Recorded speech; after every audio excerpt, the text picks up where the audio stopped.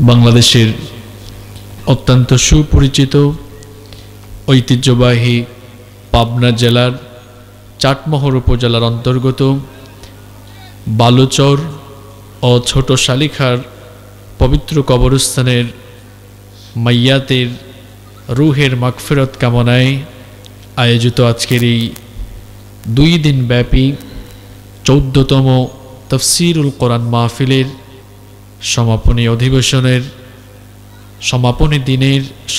অধিবেশনের মুহতারাম শ্রদ্ধাভাজন সভাপতি, বিশিষ্ট সমাজসেবক, বিশিষ্ট রাজনীতিবিদ, আপনাদের অত্র অঞ্চলের সকলের প্রিয় মানুষ, গণমানুষের প্রিয় ব্যক্তিত্ব,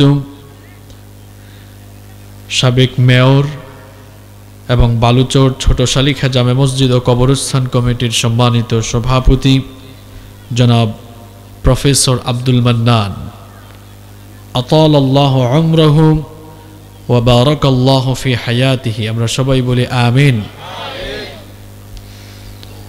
কয়েকজন ভাইয়েরা আমিন বললেন, বাকিরা আমিন হয়তোবা এজন্য বলেননি যে হুজুর তো প্রফেসর আব্দুল মান্নান সাহেবের জন্য দোয়া করেছেন, আমি তো আরবিতে দোয়া করেছি, আতালাল্লাহু উমরাহু ওয়া বারাকাল্লাহু ফি হায়াতিহি, যার অর্থ হচ্ছে আল্লাহ তাআলা ওনার হায়াত বাড়িয়ে দিন এবং হায়াতের মধ্যে বারাকা দান করুন। তো অনেকেই হয়তো এই চিন্তা চেতনা থেকে আমিন বলেননি, হুজুর তো আব্দুল মান্নান সাহেবের জন্য দোয়া করেছেন, এখানে আমি আমিন বললে আমার তো কোনো লাভ নাই। আসলে আপনার আমার চিন্তা চেতনা যতটা সংকীর্ণ, ইসলাম কিন্তু ততটা সংকীর্ণ নয়। আপনি যখন আপনার অন্য কোনো মুসলমান ভাইয়ের জন্য দোয়া করেন, ফেরেশতারা তখন আল্লাহর কাছে আবেদন জানায়, রব এই লোকটা তার ভাইয়ের জন্য যে দোয়াটা করেছে সেম দোয়াটা তার জন্য কবুল করেন আগে। সুবহানাল্লাহ। তার মানে হচ্ছে আপনি যখনই কারো জন্য দোয়া করবেন, ওই দোয়াটা তার জন্য কবুল হবে পরে, আর আপনার জন্য সেম দোয়াটা আগে কবুল করবেন কে? সুতরাং মানুষের জন্য দোয়া করতে আপনাদের হৃদয়ে কোনো দ্বিধাবোধ কাজ করবে? আল্লাহ বুঝার তৌফিক দান করেন। আজকের মাহফিলের সম্মানিত প্রধান অতিথি, বিশিষ্ট সমাজসেবক, বিশিষ্ট রাজনীতিবিদ, বাংলাদেশ জাতীয় সংসদের মাননীয় সংসদ সদস্য, আপনাদের এই পাবনা 3 আসনের মাটি ও মানুষের নেতা জনাব মোহাম্মদ মকবুল হোসেন সাহেব, নাম ওনার মকবুল, আল্লাহ যেন ওনাকে কোরআনের জন্য, ইসলামের জন্য মকবুল করেন, আমরা পড়ছি আমিন। মাহফিলে উপস্থিত সম্মানিত শ্রদ্ধাভাজন উলামায়ে কেরাম, আমার সামনে বসা অত্র এলাকার পার্শ্ববর্তী এবং দূরদূরান্ত থেকে আগত আল্লাহর দ্বীন প্রেমী, কোরআন প্রেমী, সর্বস্তরের তাওহীদি জনতা, যুগে যুগে আল্লাহর জমিনে আল্লাহর দ্বীন প্রতিষ্ঠার জন্য যারা সবচাইতে বেশি অগ্রণী ভূমিকা পালন করেছেন, আমার কলিজার টুকরা প্রিয় যুবক এবং তরুণ ভাইয়েরা, স্কুল, কলেজ, ইউনিভার্সিটি এবং বিভিন্ন মাদ্রাসা পড়ুয়া, আমার প্রাণ প্রিয় মেধাবী ছাত্র ভাইয়েরা, মহিলা প্যান্ডেল থেকে এবং ঘরে বসে যারা শুনছেন, সম্মানিতা মা এবং বোনেরা, উপস্থিত মিডিয়ার প্রিয় কর্মী ভাইয়েরা, প্রাণ প্রিয় চাটমোহর তথা পাবনাবাসী, আপনারা সবাই ভালো আছেন? আলহামদুলিল্লাহ। আমাদের সবাইকে ভালো রেখেছেন কে? আমাদেরকে সুস্থতার সাথে বাঁচিয়ে রেখে কোরআনের এই বরকতময় মাহফিলে আসার তৌফিক যিনি দিয়েছেন তিনি কে? সেই মহান রবের জন্য হৃদয়ের সবটুকু ভালোবাসা, আবেগ, অনুভূতিকে উজাড় করে দিয়ে খুশি মনে প্রাণবন্ত আওয়াজে উচ্চ কণ্ঠে আমরা পড়ছি আলহামদুলিল্লাহ। আজকের এই মাহফিলে আসতে পেরে আপনারা খুশি না বেজার? কম না বেশি? আমরা খুশি পরিমাণেও বেশি। জবান খুলে পড়েন আল্লাহু আকবার। সম্মানিত সুধীমণ্ডলী, আমার হাতে আপনারা যে কিতাব দেখতে পাচ্ছেন, এই কিতাবটার নাম কি?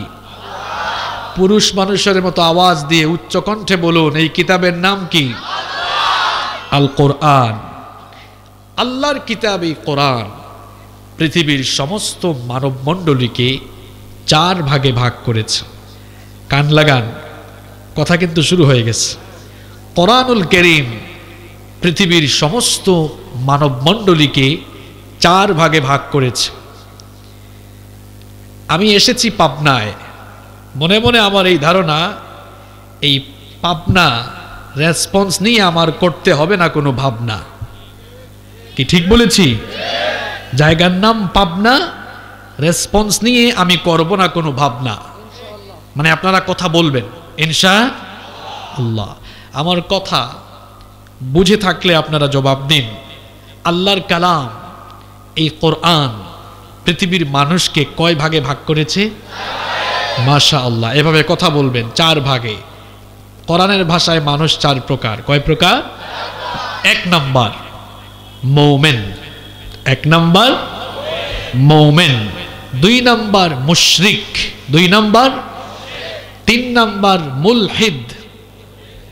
মুলহিদ ইটস অ্যান অ্যারাবিক ওয়ার্ড, এটা বাংলা শব্দের সাথে আমরা পরিচিত হই নাস্তিক। মুলহিদ মানে নাস্তিক। আর 4 নাম্বার হচ্ছে মুনাফিক। 4 নাম্বার কি? পৃথিবীতে 800 কোটি মানুষ বাস করে। যে দেশের, যে বর্ণের আর যে বৈচিত্র্যের মানুষই সে হোক না কেন, এই 4 প্রকারের বাইরে পৃথিবীতে কোনো মানুষ নাই। তাহলে আবার বলেন, কোরআনের ভাষায় মানুষ কয় প্রকার? 1 number, 2 number, 3 number, 4 number. Real শ্রোতা পেয়েছি আজকে। আজকে আলোচনা হবে ইনশাআল্লাহ। এবার আসুন এই 4 প্রকারের পরিচয় এবং তাদের পরিণতি আমরা জেনে নেই। কোরআনের ভাষায় মানুষ হলো 4 প্রকার। 1 নাম্বার হচ্ছে মুমিন। প্রশ্ন হচ্ছে মুমিন কারা? আল্লাহ এবং রাসূলের উপরে ঈমান এনে ঈমানের পথে জীবন পরিচালনা করছে যারা মুমিন হলো তারা। এই মুমিনদের পরিণতি কি হবে?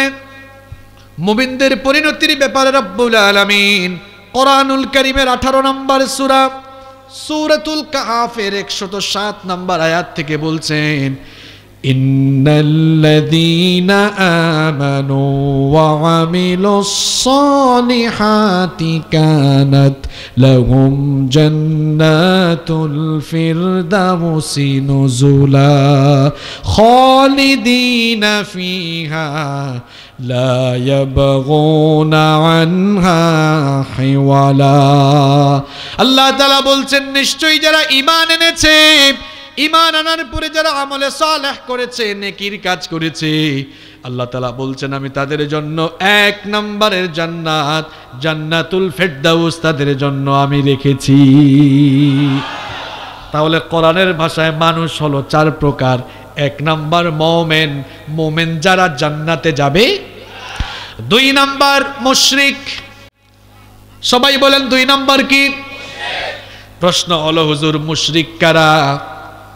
একত্ববাদী রবকে বর্জন করে, একত্ববাদী রবের গোলামি বাদ নিয়ে নিজেদের কল্পনা প্রসূত কিংবা নিজেদের বানানো অনেক মাবুদকে উপাস্য হিসাবে গ্রহণ করেছে যারা, মুশরিক হলো তারা। আল্লাহর সঙ্গে শিরক করে যারা, মুশরিক হলো তারা। প্রশ্ন হলো এই মুশরিকদের পরিণতি কি হবে? কোরআনুল কারীমে রব্বুল আলামিন বলছেন, ইন্নাহু মাইয়ুশরিক বিল্লাহি ফাকাদ হারামাল্লাহু আলাইহিল জান্নাতা ওয়া মাওয়াহুন নার ওয়া মা লিয-যালিমিনা মিন আনসার। আল্লাহ তাআলা বলছেন, নিশ্চয়ই যারা আল্লাহর সঙ্গে শিরক করে আল্লাহ তাআলা তাদের জন্য জান্নাত হারাম করে দিয়েছেন, আর ওই মুশরিকগুলোর জন্য আল্লাহ তাআলা জাহান্নামের আগুন অবধারিত করে দিয়েছেন। তাহলে মুশরিক যারা জাহান্নামে যাবে, আর একটু জোরে বলেন, মুশরিক যারা জাহান্নামে যাবে। তাহলে আমরা 2 শ্রেণীর পরিচয় এবং তাদের পরিচয় আর পরিণতি জানলাম। 3 নাম্বার হচ্ছে মুলহিদ। মুলহিদ মানে হলো নাস্তিক। এই নাস্তিকগুলো মানুষের কোনো জাত না। এখন বলবেন হুজুর এটা কেমন কথা বললেন? এটা আমার কথা নয়, এটা যার কথা তিনি কে? আপনি কোরআন খুলে দেখেন, আল্লাহ বলছেন এই নাস্তিকগুলা মানুষের কোনো জাত না। আল্লাহ এদের ডেফিনেশন দিয়েছেন কোরআনে, এদের পরিচয় দিয়ে বলছেন উলাইকা কাল আনআম। আল্লাহ বলছেন এগুলো 4 পায়া জানোয়ার, পশুর মতো। এতটুকু বলে আল্লাহ ছেড়ে দেননি। আল্লাহ বলেছেন বালহুম আদল, এরা এর চাইতেও নিকৃষ্ট। এর মানে হচ্ছে নাস্তিক যারা, যারা স্রষ্টায় বিশ্বাস করে না, এদের চেহারা সুরত মানুষের মতো হলেও আল্লাহ বলছেন এই সবগুলো জানোয়ারের চাইতে আরো নিকৃষ্ট। তাহলে নাস্তিক কারা? স্রষ্টায় বিশ্বাস করে না যারা। তাদের বক্তব্য হলো দেয়ার ইজ নো গড, স্রষ্টা বলতে কেউ নেই। যদি তাদেরকে বলেন এই কথা বললে কেন, সে তখন বলতে যদি থাকতো তাইলে দেখতাম, যেহেতু দেখা যায় না, আনসিন ইজ নাথিং, যা দেখা যায় না তা বিশ্বাস করা যায় না। এই জন্য আমিও বলি যেমন কুকুর তেমন মুগুর দরকার।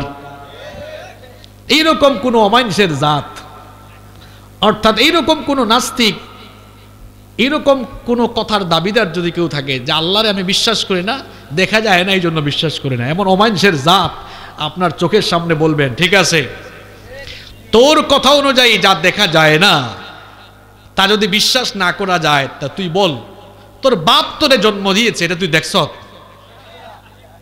তোর বাপ যে তোরে জন্ম দিয়েছে এটা তুই দেখছ? নিশ্চয়ই সে বলবে না। আপনি তখন বলেন তোর বক্তব্য অনুযায়ী যা দেখা যায় না তা যদি বিশ্বাস করা না যায়, তোর বাপ তোকে জন্ম দিয়েছে এইটাও যেহেতু তুই দেখিস নাই, তার মানে তুই একটা বেজন্মা। আর এমন বেজন্মা অমানুষের জাত যারা দুনিয়ায় নাস্তিক হলো তারা বেকুব। আয়না ছাড়া নিজের পিঠ কখনো দেখিস নাই, এই 3.5 হাত বডি যিনি বানিয়েছেন তারা দেখতে চাস, দেখা যাবে। জান্নাতে ঢুকবে যারা, স্বচক্ষে আল্লাহকে দেখবে তারা। আল্লাহু আকবার। আল্লাহ যেন তাদের কাতারে আমাদেরকে শামিল করেন। এই অমানুষের জাত নাস্তিক যারা জাহান্নামী, এদেরকে আমরা জাহান্নামী বানিয়েছি না আল্লাহ বানিয়েছেন? তাহলে আবারও উচ্চ কণ্ঠে জবাব দিয়েন। এই এই এই পাশের মানুষরা কথা কয় না, আপনারা বলেন কোরআনের ভাষায় মানুষ কয় প্রকার? আরো জোরে বলেন। 4 প্রকার। 1 নাম্বার মোমেন যারা জান্নাতে যাবে তারা। 2 নাম্বার মুশরিক, মুশরিক যারা জাহান্নামে যাবে। 3 নাম্বার নাস্তিক গুলা কিসের জাত? বেজাত। এটা তো আরো কড়া শব্দ। এটা কি পাবনার ভাষা নাকি? বেজাত কুজাত। আমি বলছি অমানুষের জাত, হ্যাঁ এটা বেজাত, মানে জাত ছাড়া কোনো জাতই না। ঠিকই বলছি। যাই হোক, পাবনার ভাষাও সুন্দর। এক এক অঞ্চলের এক এক ভাষা। ওই যে পাবনার পরেই তো এইদিকে আপনার কি জানি কয় বগুড়া। বগুড়ায় মাহফিলে গেলাম, কয় ক্যাঙ্কা আসো বারে। আমি তো ভাষা বুঝি না, আমি তো সিলেটি ফুয়া না কিতা। আমরা সিলেট তো গেলে কইব ভাই সাহেব বালানি, কিতা খবর বালানি আপনি? ওইখানে বলছে ক্যাঙ্কা আসো বারে। আরে বাপরে বাপ। তা আপনারা এখানে মানুষের জাত না, আমি বললাম, সে সংক্ষেপে মারছে, এক কথায় প্রকাশ, কয় বেজাত। এটা কোনো জাতি না। কষ্ট হচ্ছে আপনাদের? তাহলে এবার পুরুষ মানুষের মতো উচ্চ কণ্ঠে বলেন তো দেখি 4 নাম্বার শ্রেণীর নাম কি বলেছিলাম? হ্যাঁ, মুনাফিক। এখন মুনাফিক গুলোর পরিণতি কি, যাবে কোথায়? আরে না, উত্তর ঠিকঠাক ভাবে দেন। মুনাফিক গুলো যাবে কোথায়? হ্যাঁ, এতক্ষণে উত্তর হইছে। এবার ভালো করে বুঝেন, একটু কান লাগান। দুনিয়ায় কয়েকটা কুখ্যাত বেজাত কাফেরের নাম আপনারা বলেন তো, একটু আগায়া দেই আপনাদেরকে। যেমন নমরুদ, তারপর ফেরাউন, আবু জাহাল, উতবা, শাইবা, সাদ্দাত, হামান, কারুন। বিখ্যাত না কুখ্যাত কাফের? আরো জোরে বলেন। এবার বলেন তো এই কুখ্যাত কাফের গুলো জান্নাতি না জাহান্নামী? এদেরকে জাহান্নামী আমরা বানিয়েছি না আল্লাহ বানিয়েছেন? জাহান্নামকে আল্লাহ 7টি ক্লাসে ভাগ করেছেন। জাহান্নামকে আল্লাহ 7টি স্তরে ভাগ করেছেন। পৃথিবীর কুখ্যাত বড় বড় কাফের যারা জাহান্নামের উপরে থাকবে তারা, আর মুনাফিক যারা এগুলো কাফেরের চাইতে আরো খারাপ। আল্লাহ বলেছেন ইন্নাল মুনাফিকিনা ফিদ দারকিল আসফালি মিনান নারি ওয়া লান তাজিদা লাহুম নাসীরা।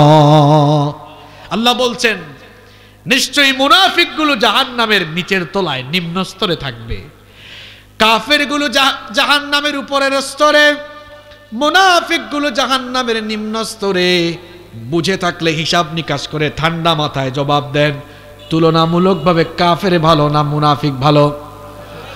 কাফেরের চাইতে মুনাফিক ভালো না খারাপ? আর একটু জোরে বলেন। খুব ভালো করে বুঝেন। এখন আপনারা সবাই আমাকে বলেন তো দেখি, আমাদের সব চাইতে বড় দুশ্মনের নাম কি? না না, হয় নাই। আমাদের সবচেয়ে বড় দুশ্মন কে? ইয়েস, শয়তান। সবচেয়ে বড় দুশ্মন কে? এর চেয়ে বড় দুশ্মন আছে নাকি? দুশ্মন তো আপনি তাকে বলতে পারেন যে সব সময় আপনার ক্ষতি চায়। পৃথিবীতে আমাদের একটাই দুশ্মন আছে, 24 ঘন্টা আমাদের ক্ষতি চায়, তার নাম? আরো জোরে, আর একটু জোরে। শয়তান।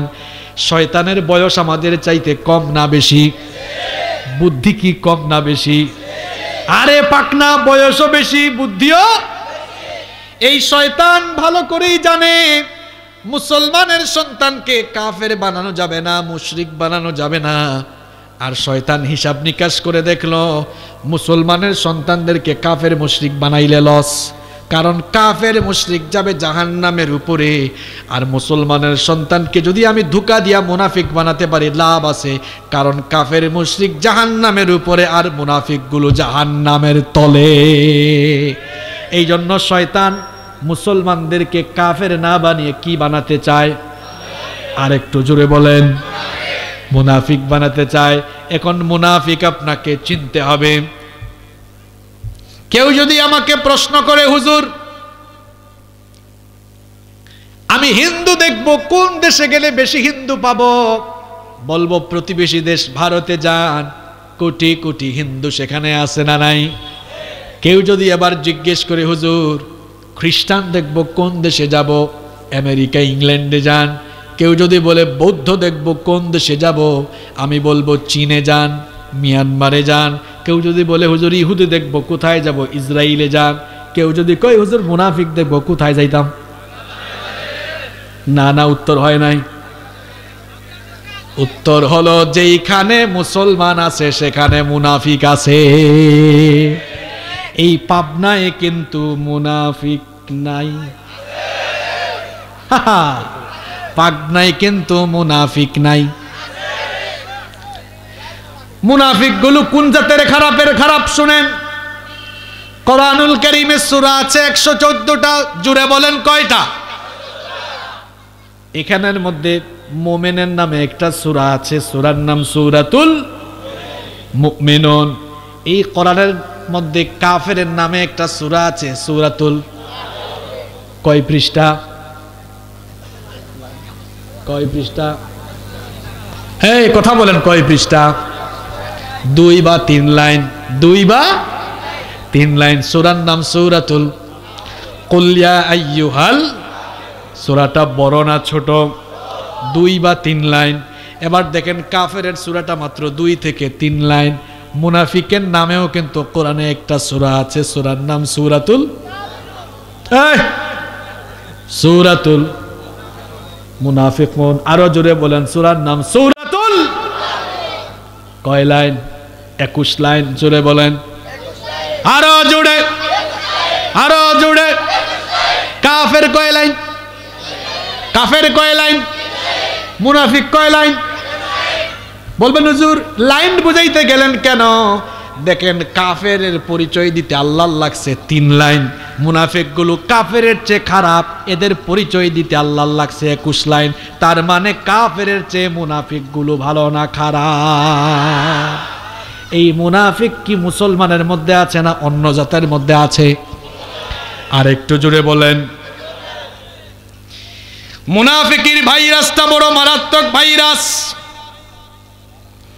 মুনাফিকের ভাইরাসটা বড় মারাত্মক ভাইরাস। মুনাফিক চেনা বড় মুশকিল, কারণ বিভিন্ন স্কুল ড্রেস আছে, ড্রেস কোড মেনটেন করে শিক্ষার্থীরা স্কুলে কলেজে যায়, কিন্তু মুনাফিকের আলাদা কোনো ড্রেস কোড নাই। তার কপালে মুনাফিক লেখাও নাই, পিঠের পেছনে মুনাফিক লেখা নাই, সিল মারা নাই। মুনাফিক আপনি চিনবেন কেমনে? কারণ মুনাফিক টুপিও লাগায়, দাড়িও রাখে, জুব্বা পাঞ্জাবিও পরে, মসজিদে নামাজে যায়, মাহফিলেও আসে, আবার সুযোগ পাইলে ইসলাম রে জবাই করে। এটা কিন্তু খুব সাংঘাতিক খারাপ। কাফের চেনা যায়, কিন্তু মুনাফিক অত সহজে চেনা যায় না। আর মুনাফিক গুলো এত খারাপ, এই ভাইরাসটা হলো দুনিয়ার সবচাইতে মারাত্মক ভাইরাস। এই যে গত 2 বছর ধরে গোটা বিশ্বব্যাপী করোনা মহামারী চলছে, করোনা ভাইরাসে কেউ মারা গেলে জাহান্নামে যাবে, এমন কথা কি কেউ কখনো বলেছে নাকি? কোরআন হাদিসের কোথাও আছে নাকি? করোনা ভাইরাসে মারা গেলে মানুষ জাহান্নামে যাবে এমন কথা কেউ বলতে পারবে না। কিন্তু মুনাফিকের ভাইরাস হলো দুনিয়ার সবচেয়ে নিকৃষ্ট ভাইরাস। এই ভাইরাসে আক্রান্ত হয়ে মারা যাবে যারা বিনা হিসাবে জাহান্নামী তারা। এখন প্রশ্ন হলো, ভাইরে, করোনা ভাইরাস থেকে বাঁচার জন্য সচেতনতা আমাদের মধ্যে কম না বেশি? আর একটু জোরে বলেন। দেখবেন করোনা ভাইরাস থেকে বাঁচার জন্য নাকের মধ্যে, মুখের মধ্যে মাস্ক লাগায়, তারপরে পকেটের মধ্যে স্যানিটাইজার আছে না নাই? এরপরে আরো কিছু কেউ আছে বেশি সচেতন আপনি থাকেন, অসুবিধা নাই, কারণ ইসলাম সচেতনতার কথা বলে। স্বাস্থ্য সচেতন আপনি থাকবেন, কারণ আল্লাহ কোরআনে বলেছেন, ওয়ালা তুলকু বিআইদিকুম ইলাত তাহলুকা, নিজেই নিজেকে ধ্বংসের দিকে ঠেলে দিও না। সতর্ক, সাবধান থাকা, সচেতন জীবন যাপন করা, এটা কোরআনের নির্দেশ, ইসলামের নির্দেশ। কিন্তু আপনাকে বোঝানোর জন্য আমি কথাগুলো বলছি। করোনা ভাইরাস থেকে বাঁচার জন্য মাস্ক লাগালেন, পকেটে স্যানিটাইজার রাখলেন, কিছুক্ষণ পর পর স্যানিটাইজার দিয়ে স্প্রে করলেন। কেউ কেউ আবার বের হওয়ার সময় পিপিই লাগায়, আবার কেউ মাথার মধ্যে নেটের মতো কি জানি লাগায়, আবার কেউ কেউ আরো বেশি সচেতন, হেলমেটের মতো আরেকটা কি জানি লাগায়। দেখলে মনে হয় মহাকাশ থেকে নাসার বিজ্ঞানী নেমে আসছে। আছে না নাই? তো এই যে আপনি করোনা থেকে বাঁচার জন্য এত সচেতন, এত সাবধানতা অবলম্বন করলেন, এই ভাইরাসে আক্রান্ত হয়ে মারা গেলে কেউ জাহান্নামে যাবে এমন কথা কেউ বলে নাই, কোরআনেও নাই, হাদিসেও নাই। কিন্তু এই ভাইরাসের চাইতে আরো মারাত্মক ভাইরাসের নাম মুনাফিকির ভাইরাস। এই ভাইরাসে আক্রান্ত হয়ে মরবে যারা, আল্লাহ বলছেন, বাশশিরিল মুনাফিকিনা বিআন্না লাহুম আযাবান আলীমা। আল্লাহ বলছেন, নবী গো, মুনাফিকগুলোকে জাহান্নামের সুসংবাদ দিন। হে ভাইয়েরা, করোনা ভাইরাস থেকে বাঁচার জন্য যদি আপনি এত সাবধান থাকেন, এত সচেতন থাকেন, যেই ভাইরাস মুসলমানকেই ধরে মুনাফিকি ভাইরাস, এই ভাইরাসে আক্রান্ত হওয়া মানে বিনা হিসাবে জাহান্নামে যাওয়া। বলেন, করোনা থেকে বাঁচার জন্য সাবধানতা এত বেশি হলে মুনাফিকি ভাইরাস থেকে বাঁচার জন্য সচেতন থাকা আমাদের কম সচেতনতা জরুরি না বেশি সচেতন হওয়া জরুরি? এক মুনাফিক মারা যাওয়ার পরে ওই মুনাফিকের জন্য আল্লাহর নবী দোয়া করেছেন, আল্লাহ দোয়া ফিরিয়ে দিয়েছেন। ঘটনাটাকে আমি আপনাদেরকে বলবো নাকি? এর আগে শুনেন, নবীর স্পেশালিটির কথা বলি, ডিগনিটির কথা বলি। নবীজি আল্লাহর কাছে কোনো বিষয় চাইলে পরে হাত তুলে আমাদের মতো দোয়া করা লাগে না, মনে মনে ইচ্ছা করলেই নবীর ইচ্ছা কবুল করে ফেলেন কে? দেখেন, নবী করিম সাল্লাল্লাহু আলাইহি ওয়াসাল্লাম মক্কা থেকে মদিনায় হিজরত করে গেলেন। এখন তো আমরা কাবা শরীফের দিকে মুখ করে সালাত আদায় করি।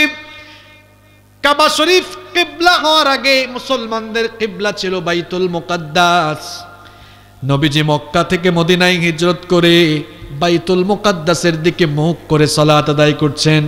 কিন্তু নবীজির মন চায় যদি বাইতুল্লাহর দিকে কিবলা হতো, নবীজির মনটা শান্ত হতো, মনে মনে এই ইচ্ছাটা করছেন। জোহরের নামাজ আদায় করছেন, নবীজি মনে মনে এই ইচ্ছাটা করছেন, মনের খবর জানেন কি? 2 রাকাত নামাজ শেষ হয়েছে, এর মধ্যেই আল্লাহ তার নবীর, তার হাবিবের এই ইচ্ছা কবুল করে জিবরিলকে পাঠিয়ে দিয়ে ওহী নাজিল করে ফেললেন। কদ নারা তাকাল্লুবা ওয়াজহিকা ফিস সামা ফালানুওয়াল্লিয়ান্নাকা কিবলাতান তারদাহা ফাওয়াল্লি ওয়াজহাকা শাতরাল মাসজিদিল হারাম। আল্লাহ বললেন, নবী গো, আপনি যে বারবার আকাশের পানে তাকাচ্ছেন, মনে মনে যে ইরাদা করছেন, এটা তো আমি জানি। আপনার মনের ইচ্ছা আমি কবুল করে নিলাম। নামাজে থাকা অবস্থায় আপনার মুখ বাইতুল মুকাদ্দাস থেকে ঘুরিয়ে বাইতুল্লাহর দিকে করে নিন। আল্লাহু আকবার। হজ আর উমরা করতে যারা গিয়েছেন, ওই মসজিদে কিবলাতাইন এখনো আছে না নাই? আমি আলহামদুলিল্লাহ সেখানে গিয়েছি, দেখে এসেছি। এই ঘটনা কেন বললাম? উদ্দেশ্য হলো,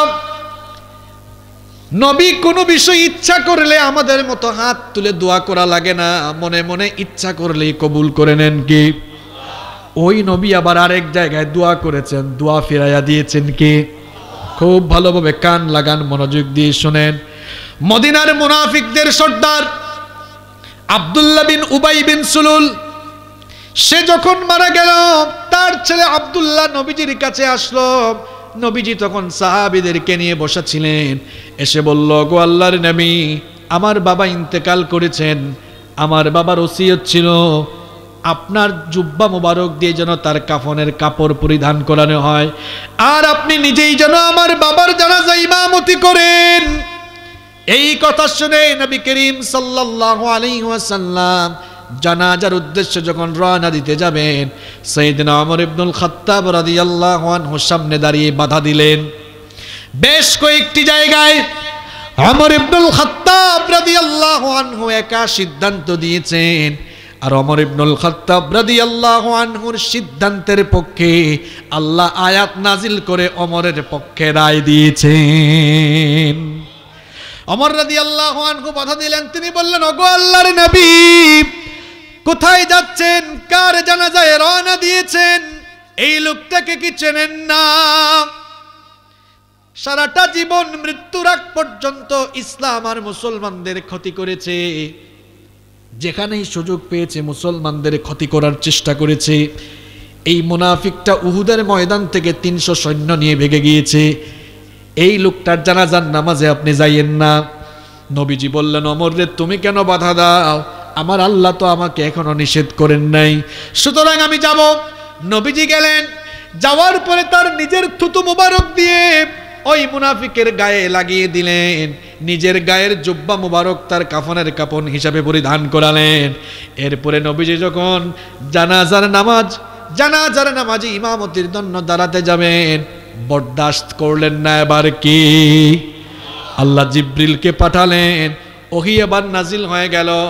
আল্লাহ বললেন, ইস্তাগফির লাহুম আও লা তাস্তাগফির লাহুম ইন তাস্তাগফির লাহুম 70 মাররাতান ফালান ইয়াগফিরাল্লাহু লাহুম যালিকা বিআন্নাহুম কাফারু বিল্লাহি ওয়া রাসূলিহি ওয়াল্লাহু লা ইয়াহদিল কওমাল ফাসিকিন।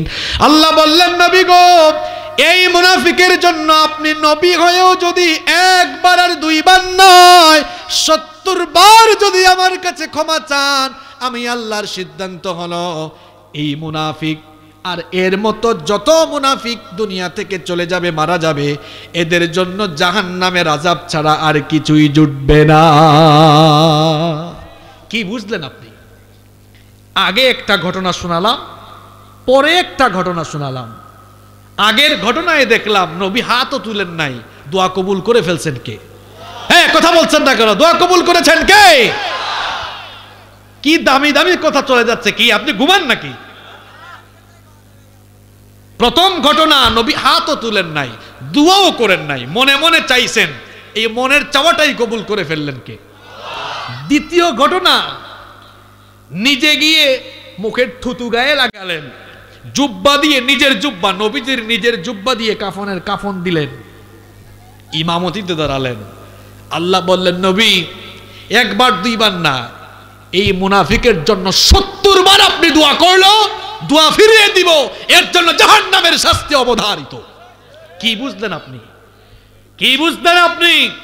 মুনাফিক হয়ে মরবে যারা, যত বড় বুজুর্গ গিয়ে ইমামতি করুক না কেন আর দোয়া করুক না কেন, কোথায় বড় বড় ইমাম আর বুজুর্গ আর কোথায় নবীজি? নবীর দোয়াই আল্লাহ ফিরিয়ে দিয়েছেন, আর আপনার আমার মতো মানুষের দোয়ার কি হবে? কি বুঝলেন আপনি? মুনাফিক হয়ে মরবে যারা, জাহান্নামের তলায় যাবে। গত বছর সুখী পরিবারের ওয়াজ করে দিয়েছি, পরিবার কি সুখী টুকি হয়েছে নাকি? হয়েছে নি? তো সুখী পরিবার হয়েছে, এখন এই সুখী পরিবার কিংবা আমাদের সমাজে মুনাফিকি ভাইরাস ঢুকানো যাবে। গত বছরের সঙ্গে তো আলোচনার একটা মিল রাখা লাগবে। এখন মুনাফিক তো চেনা যায় না, চিনবেন কেমনে? মুনাফিক দেখবেন মসজিদের আগের কাতারেও থাকে, আবার গানের কনসার্টেরও আগের কাতারে থাকে। এটা চেনা যায় না, এটা তলে তলে শয়তানি করে, নিমসা শয়তান। আমরা সিলেট এগুলো নিমসা শয়তান, তলে তলে হকল শয়তানি করে। মাঝে মাঝে তোরা সিলেটি ভাষা কইলাই কি তা রাগ করেননি আপনারা? মাঝে মাঝে কইন যে আচ্ছা ঠিক আছে ইনশাআল্লাহ। তাহলে বলেন, মানুষ বলেছিলাম কয় প্রকার? এই ভাগ কি আমি করেছি? 1 নাম্বার মোমেন যারা, কোথায় যাবে তারা? 2 নাম্বার মুশরিক যারা, কোথায় যাবে তারা? 3 নাম্বার এই বেজাত ওমাইনশের জাত নাস্তিক যারা, কোথায় যাবে তারা? 4 নাম্বার মুনাফিক যারা, জাহান্নামের তলায় যাবে। মুনাফিক গুলো কিন্তু এই প্যান্ডেলের ভিতরেও থাকতে পারে। উঠাউঠির সময়ও চলে গেছে। এখন মুনাফিকের খাসলত কিতা কিতা আছে, কি কি আছে এগুলা বলবো। যে উঠবে পাবলিক ভাববে বুঝছি এই রোগ মনে হয় তার আছে। এখন কিন্তু সাংঘাতিক বিপদ। তবে কথা আমি বেশি বলবো না, সংক্ষেপেই বলবো, ধৈর্য ধরে থাকবেন তো। অসংখ্য মা বোনেরা এসেছেন, মা বোনদের উদ্দেশ্য এই কথাগুলো, কারণ মা বোনদের ভেতরেও মুনাফিকি নাই। মুনাফিকির রোগ কিন্তু পুরুষ মানুষেরও আছে, মহিলাদেরও। এই জন্য আমজনতার ওয়াজ আজকে হবে ইনশাআল্লাহ। আমরা মুনাফিক হয়ে মরতে চাই নাকি? কারা কারা মুনাফিক হয়ে মরতে চান হাত তুলেন। কষ্ট হচ্ছে আপনাদের? শুনেন, আমার এই যে কি জানি কয় পিলার, এই সারের পিলার থেকে বাঁশ বুঝছি, বাঁশ দিয়ে তো দিয়েছে। এই পিলার থেকে এই পাশের শ্রোতারা, ঠিক আছে, এরা কথা বলে, ওই পাশটা কথা বলে না। আপনারা একটা ঝাঁকুনি মারেন, একটা তাকবীর দিবেন যেন ঘুম টুম ছুটে যায়। দেন তো লিল্লাহি তাকবীর। এবার আপনারা একটা দিয়া বুঝাই দেন আসলে আমরা ঘুমে না, আমরা সজাগ। লিল্লাহি তাকবীর। আল্লাহ কবুল করেন। কষ্ট হচ্ছে আপনাদের? আচ্ছা, তাহলে আমরা মুনাফিক হয়ে মরবো না, মুনাফিকি ভাইরাসে আমরা আক্রান্ত হব না ইনশাআল্লাহ। তবে মুনাফিকি ভাইরাসের লক্ষণগুলা কি কি? যে কোনো রোগের তো লক্ষণ আছে, এই করোনার লক্ষণ আছে না? হ্যাঁ, মুনাফিকি ভাইরাসেরও তো কিছু লক্ষণ আছে না নাই? এখন আমি কোরআন আর হাদিস গবেষণা করে মুনাফিকের 15টি স্বভাব খাসলত বের করেছি। কয়টি? হয়তো এর চেয়ে বেশি থাকতে পারে, আমি তো মানুষ, আমার গবেষণায় ভুলও হইতে পারে, আরো বেশি থাকতে পারে। তবে এই 15টা আছে, আমি নিজে বানাই নাই, রেফারেন্স দিয়ে বলবো। এর চেয়ে বেশি থাকতেও পারে। নিরপেক্ষ মন মগজ নিয়ে আলোচনা শুনতে হবে। কালকে আবার কমিটির ভাইদেরকে বললেন না কোন জায়গা থেকে হুজুর একটা আনছো, সব দিকে আমার বিরুদ্ধে বলে গেল। এখন তো হক কথা বলাও যায় না। ঘটনা তো একটা মনে পড়ছে, বলবো। হুজুর এক মসজিদে নতুন চাকরি হয়েছে, তো প্রথম জুমা ভাবলেন, খুব প্রস্তুতি নিলেন, নোটও করলেন, আজকে সুদের বিরুদ্ধে ওয়াজ করবেন। তিনি খুব প্রস্তুতি নিয়েছেন। এখন ওয়াজ যখন শুরু করলেন, সুদের বিরুদ্ধে ওয়াজ চলতেছিল ভালো, কিছুক্ষণ পর সভাপতি কয়, তো হুজুর বুঝলেন এটা কমন পড়ে গেছে মনে হয়। তো ভাবলেন বাপরে, সভাপতি খেবলে তো অবস্থা খারাপ, সুদের ওয়াজ বাদ, তো ঘুষেরই ওয়াজ হবে। কারণ ঘুষের ওয়াজ শুরু হয়েছে, কিছুক্ষণ পর সেক্রেটারি কয় এখন ইমাম সাহেব ভাবলেন হায় হায় এটাও তো দেখি কমন পড়ে গেছে, তো ভাবলেন সুদের ওয়াজও বাদ, আজকে ঘুষের ওয়াজও বাদ, আজকে একটু চাঁদাবাজি টেন্ডারবাজি নিয়ে কথা বলবো। শুরু করছে ওইটা নিয়ে, এখন ক্যাশিয়ার কয় মানে ওইটা কমন পড়ছে। যে সকল ভাইয়েরা এই সুদখোর ঘুষখোর টেন্ডারবাজ চাঁদাবাজ সভাপতি সেক্রেটারি আর ক্যাশিয়ারের ভয়ে মসজিদের পবিত্র মিম্বরে বসে হক কথা বলতে পারেন না, তাদেরকে বলবো ইমামতি ছেড়ে দিয়ে মিম্বর ছেড়ে দিয়ে মাটি কেটে ভাত খান, ওইটা আপনার জন্য মর্যাদার হবে। আর এই মিম্বরে বসলে কাউকে পরোয়া না করে হক কথা বলতেই হবে। আমরা যারা কথা বলি আমরা কোনো দলের পূজা করি, আমরা কোনো দলের পূজা করি না, আমরা কোনো ব্যক্তির পূজা করি না, কাউকে সন্তুষ্ট করার জন্য আমরা কথা বলি না, আমরা কারো দিকে আকর্ষিত করার জন্য কথা বলি না, আমরা কেবলমাত্র আল্লাহ আর আল্লাহ রাসূলের সন্তুষ্টির জন্য কথা বলি। কে বেজার হলো কেউ খুশি হলো এটা দেখার টাইমই আমার নাই। আমরা কথা বলি আল্লাহ আর রাসূলের সন্তুষ্টির জন্য। আল্লাহ বুঝার তৌফিক দান করেন। তাহলে মুনাফিকের খাসলত আজকে বলবো কয়টা? আরো জোরে, আরো আস্তে। আমার সঙ্গেও যদি মিলে যায় আমি নিজে সংশোধন হব ইনশাআল্লাহ। আপনাদের সঙ্গে মিললে আপনারা সংশোধন হবেন তো? মা বোনরাও হবেন ইনশাআল্লাহ। চলেন আমরা শুরু করি। গত বছরের ওয়াজ দেখলাম অনেকে নোট করছে, আমি খুশি হয়েছি। আমি দেখলাম গিয়ে আমার অফিসিয়াল ফেসবুক পেজ এবং অফিসিয়াল ইউটিউব চ্যানেলে এই পাবনার অনেকেই কমেন্ট করেছে, কয় হুজুর আপনি সুখী পরিবারের 13টা বৈশিষ্ট্য বলে গিয়েছিলেন, এরপর লিখছে 1 2 3 4। আমি বললাম মাশাআল্লাহ, তো রিয়েল শ্রোতা একেবারে। এই বছর আমি আশা করব যে বিষয়ের আলোচনা হচ্ছে সবাই একেবারে পয়েন্টগুলো নোট করবেন, মুখস্থ করে ফেলবেন ইনশাআল্লাহ। শুরু হচ্ছে মুনাফিকের 1 নাম্বার লক্ষণ, এই রোগের 1 নাম্বার লক্ষণ, এই ভাইরাসের 1 নাম্বার লক্ষণ হলো মুনাফিকগুলো এক জবানে, মুনাফিকগুলো বলে একটা করে, এক জবানে 2 কথা বলে যারা মুনাফিক, বলে একটা ভিতরে রাখে। তার মানে বাহির দিয়া ফিটফাট, ভেতর দিয়া সদরঘাট। এই রোগ এই লক্ষণ আছে যাদের, মুনাফিকি ভাইরাস আছে তাদের। আল্লাহ তাআলা কোরআনুল কারীমের 2 নম্বর সূরা সূরাতুল বাকারা এর 8 নম্বর আয়াতে এই লক্ষণ নিয়ে বললেন, ওয়া মিনান নাসি মান ইয়াকুলু আমান্না বিল্লাহি ওয়া বিল ইয়াউমিল আখির ওয়া মা হুম বিমুমিনিন।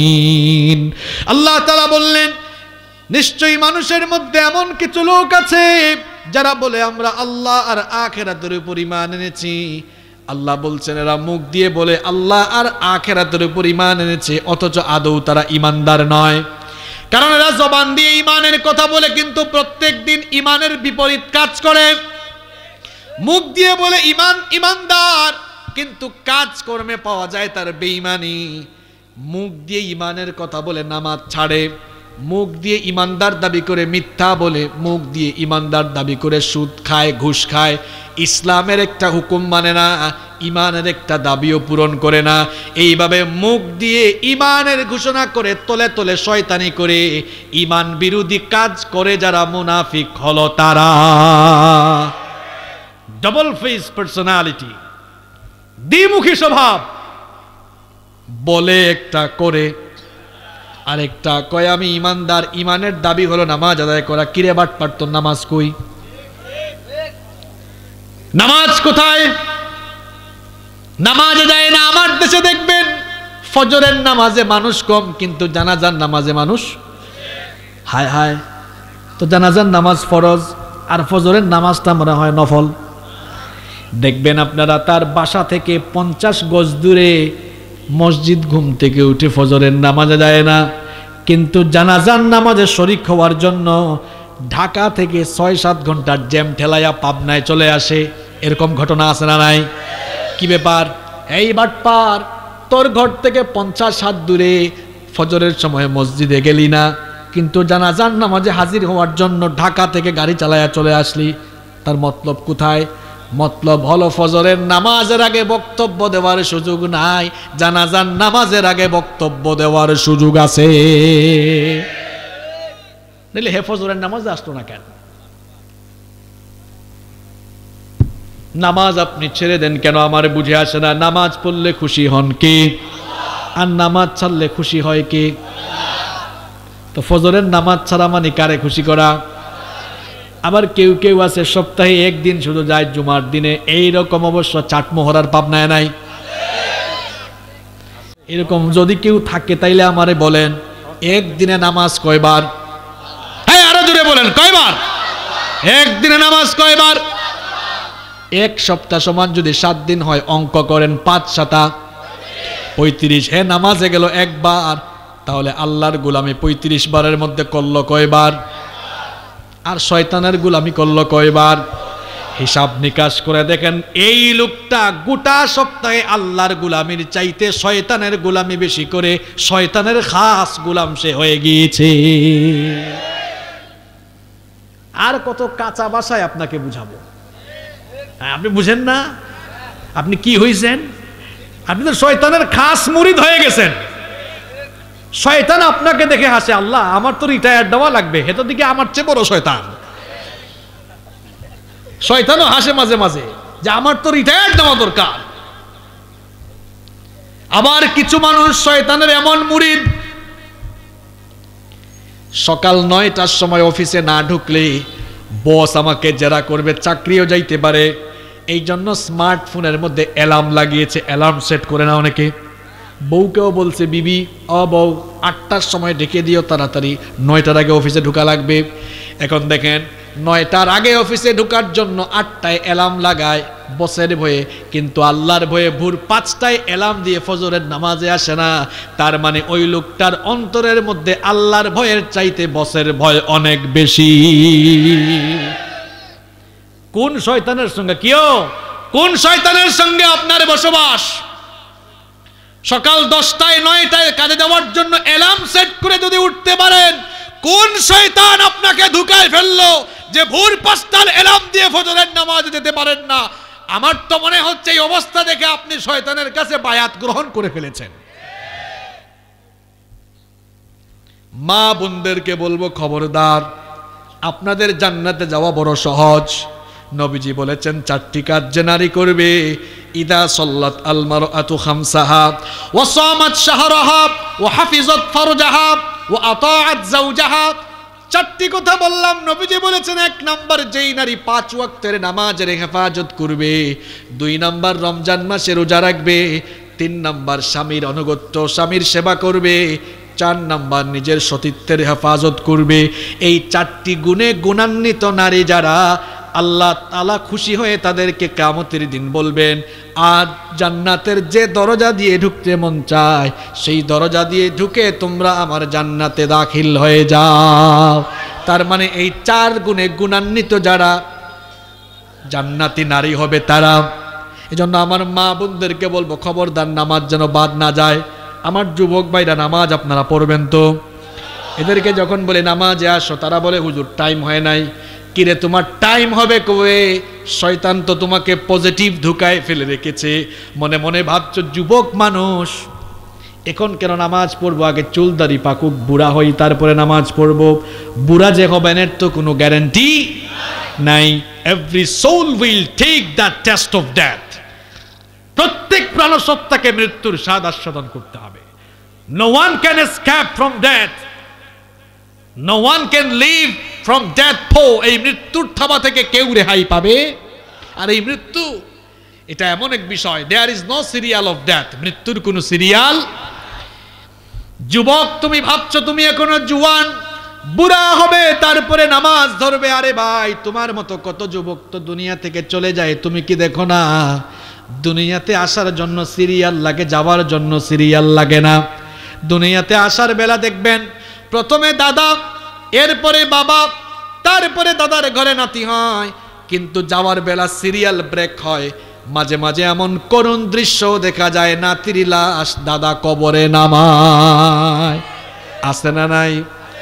চোখের পলকে তুমি হতে পারো লাশ, চিরতরে বন্ধ হবে তোমারই নিঃশ্বাস। চোখের পলকে তুমি হতে পারো লাশ, চিরতরে বন্ধ হবে তোমারই নিঃশ্বাস। হবে এলান তোমারই নাম মসজিদের মাইকে, বাড়িওয়ালা নাই রে বাড়ি নাই রে দুনিয়াতে, বাড়িওয়ালা নাই রে বাড়ি নাই রে দুনিয়াতে, বাড়িওয়ালা নাই রে বাড়ি নাই রে দুনিয়াতে, বাড়িওয়ালা নাই রে বাড়ি নাই রে দুনিয়াতে। বাড়ি থাকবে, বাড়িওয়ালা থাকবে। তোমার ভয়ে থাকতো মানুষ ছিল বাহাদুরি, ভাবনি হাওয়ায় ওরা তুমি যে রঙিন ঘুরি। তোমার ভয়ে থাকতো মানুষ ছিল বাহাদুরি, ভাবনি হাওয়ায় ওরা তুমি যে রঙিন ঘুরি। সুতুই টান দিলে মালিক, সুতুই টান দিলে মালিক পারবে না থাকিতে, বাড়িওয়ালা নাই রে বাড়ি নাই রে দুনিয়াতে, বাড়িওয়ালা নাই রে বাড়ি নাই রে দুনিয়াতে, বাড়িওয়ালা নাই রে বাড়ি নাই রে দুনিয়াতে, বাড়িওয়ালা নাই রে বাড়ি নাই রে দুনিয়াতে। বাড়ি গাড়ি মিল ফ্যাক্টরি টাকার পাহাড়, বিলাসিতায় কেটেছে জনম কত অহংকার। বাড়ি গাড়ি মিল ফ্যাক্টরি টাকার পাহাড়, বিলাসিতায় কেটেছে জনম কত অহংকার। দামি কাপড় ছেড়ে হবে, দামি কাপড় ছেড়ে হবে সাদা কাফন পরিতে, বাড়িওয়ালা নাই রে বাড়ি নাই রে দুনিয়াতে, বাড়িওয়ালা নাই রে বাড়ি নাই রে দুনিয়াতে, বাড়িওয়ালা নাই রে বাড়ি নাই রে দুনিয়াতে, বাড়িওয়ালা নাই রে বাড়ি নাই রে দুনিয়াতে। যাদের সাথে চলতে তুমি থাকতে দিবা নিশি, জানা যায় শরিক হবে তোমার প্রতিবেশী। যাদের সাথে চলতে তুমি থাকতে দিবা নিশি, জানা যায় শরিক হবে তোমার প্রতিবেশী। স্বজনেরা নিয়ে যাবে, স্বজনেরা নিয়ে যাবে তোমাকে পালকিতে, বাড়িওয়ালা নাই রে বাড়ি নাই রে দুনিয়াতে, বাড়িওয়ালা নাই রে বাড়ি নাই রে দুনিয়াতে, বাড়িওয়ালা নাই রে বাড়ি নাই রে দুনিয়াতে, বাড়িওয়ালা নাই রে বাড়ি নাই রে দুনিয়াতে। বাড়ি থাকবে, বাড়িওয়ালা থাকবে না, গাড়ি থাকবে, গাড়িওয়ালাও থাকবে না। এজন্য আমার যুবক তরুণ ভাইদেরকে বলছি, শয়তানের ওয়াসওয়াসায় পড়ে ধোঁকায় পড়ে খবরদার নামাজ ছেড়ে দিও না। ইমানের দাবি হলো নামাজ আদায় করা, ইমানের দাবি হলো ইমানের পথে চলে আল্লাহর বিধান মানা। মুনাফিকের লক্ষণের 1 নাম্বার ভাইরাস হলো ইমান এনে ইমানের দাবি পূরণ না করে ইমানের বিপরীত কাজ করে যারা, মুনাফিকি ভাইরাসে আক্রান্ত। সবাই বুঝতে পেরেছেন? নাম্বার 2, মুনাফিকের 2 নাম্বার স্বভাব হলো এরা আল্লাহ আর ইমানদারদেরকে ধোঁকা দিতে চায়। কোরআনুল কারীমের 2 নাম্বার সূরা সূরাতুল বাকারা এর 9 নম্বর আয়াতে রব্বুল আলামিন বললেন ইউখাদিউনাল্লাহা ওয়াল্লাযীনা আমানু ওয়া মা ইয়াখদাউনা ইল্লা আনফুসাহুম ওয়া মা ইয়াশউরুন।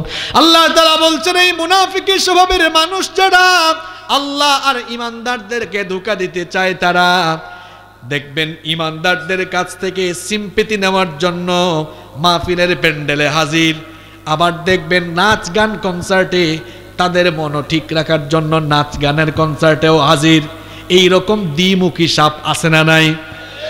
কি ব্যাপার, কিরে ভণ্ড, তুই তো দেখি গানের প্যান্ডেলেও থাকিস, আবার দেখি মাহফিলের প্যান্ডেলেও থাকিস, ঈমানদারদের সামনে এসে বলে আমরা তোমাদের সঙ্গে আছি, আবার ওইখানে গেলে পরে বলে আমরা তোমাদের সঙ্গে আছি। এইভাবে করে দেখা যায় দুই পার্টিকে ঠিক রাখে, এইদিকেও ঠিক রাখে ওইদিকেও ঠিক রাখে। এই স্বভাবের মানুষ যারা মুনাফিক হলো, আল্লাহর ঈমানদারদেরকে এরা ধোঁকা দিতে চায়। কেমনে ধোঁকা দেয় দেখবেন, এদের কার্যক্রমগুলো বড় আজব। দিনের বেলা দেখা যায় মাদক বিরোধী সমাবেশের প্রধান অতিথি, দিনের বেলা মাদকের বিরুদ্ধে প্রধান অতিথি বক্তব্য দিল, আবার রাতের বেলা মাদক কারবারিদের সবাই গিয়ে মাদকের সিন্ডিকেট করে ভাগ বসায়, আছে না নাই? কিরে, দিনের কারবারি রাতের কারবারে দুই দিকে, এই দিকে থাকে, এই দিকেও থাকে ওই দিকেও থাকে, ঈমানদার না মুনাফিক? আরো জোরে বলেন, ঈমানদার না মুনাফিক? মুনাফিকের 3 নম্বর স্বভাব হলো এরা হলো সুবিধাবাদ জিন্দাবাদ। যেই দিকে সুবিধা পায় ওই দিকেই ছুটে চলে। আল্লাহ বলেছেন ওয়া ইযা লাকুল্লাযীনা আমানু ক্বালু আমান্না ওয়া ইযা খালাউ ইলা শায়াতিনিহিম ক্বালু ইন্না মাআকুম ইন্নামা নাহনু মুস্তাহজিউন। আল্লাহ তাআলা বলছেন ঈমানদারদের সামনে আসলে বলে আমরা ঈমানদার, ভালো মানুষ, শয়তানের সাথে গেলে বলে আমরা তোমাদের সাথে আছি। এদেরকে কেমনে আপনি চিনবেন? মাহফিলের প্যান্ডেলে এসে হুজুরের আশপাশে বসে, আবার মাহফিলের প্যান্ডেল থেকে নেমে কোরআনের মাহফিল বন্ধের জন্য তারা কাজ করে। দেখবেন টুপি টাপি লাগাইয়া মসজিদে তারপর সামনের কাতারে বসবে, আবার সুযোগ পাইলেই মুসল্লিদেরকে ধরে ধরে পিটাবে, আছে না নাই? দেখেন না কেমন মুনাফিক। এদের বক্তব্যগুলো দেখলে আপনি বুঝবেন মুনাফিকের কিন্তু সাইনবোর্ড লাগানো নাই, খাসলত দেখে চিনতে হবে। দেখবেন হুজুরদের পাশে বসে দুয়া মাহফিলও করবে, আবার দেখবেন নাচনেওয়ালি গান গায়ক নায়ক এদের অনুষ্ঠানে গিয়ে হুজুরদের বিরুদ্ধে, কোরআনের বিরুদ্ধে, ইসলামের বিরুদ্ধে কথা বলবে। এই দিকেও থাকে ওই দিকেও থাকে, ঈমানদার না মুনাফিক? আরো জোরে বলেন।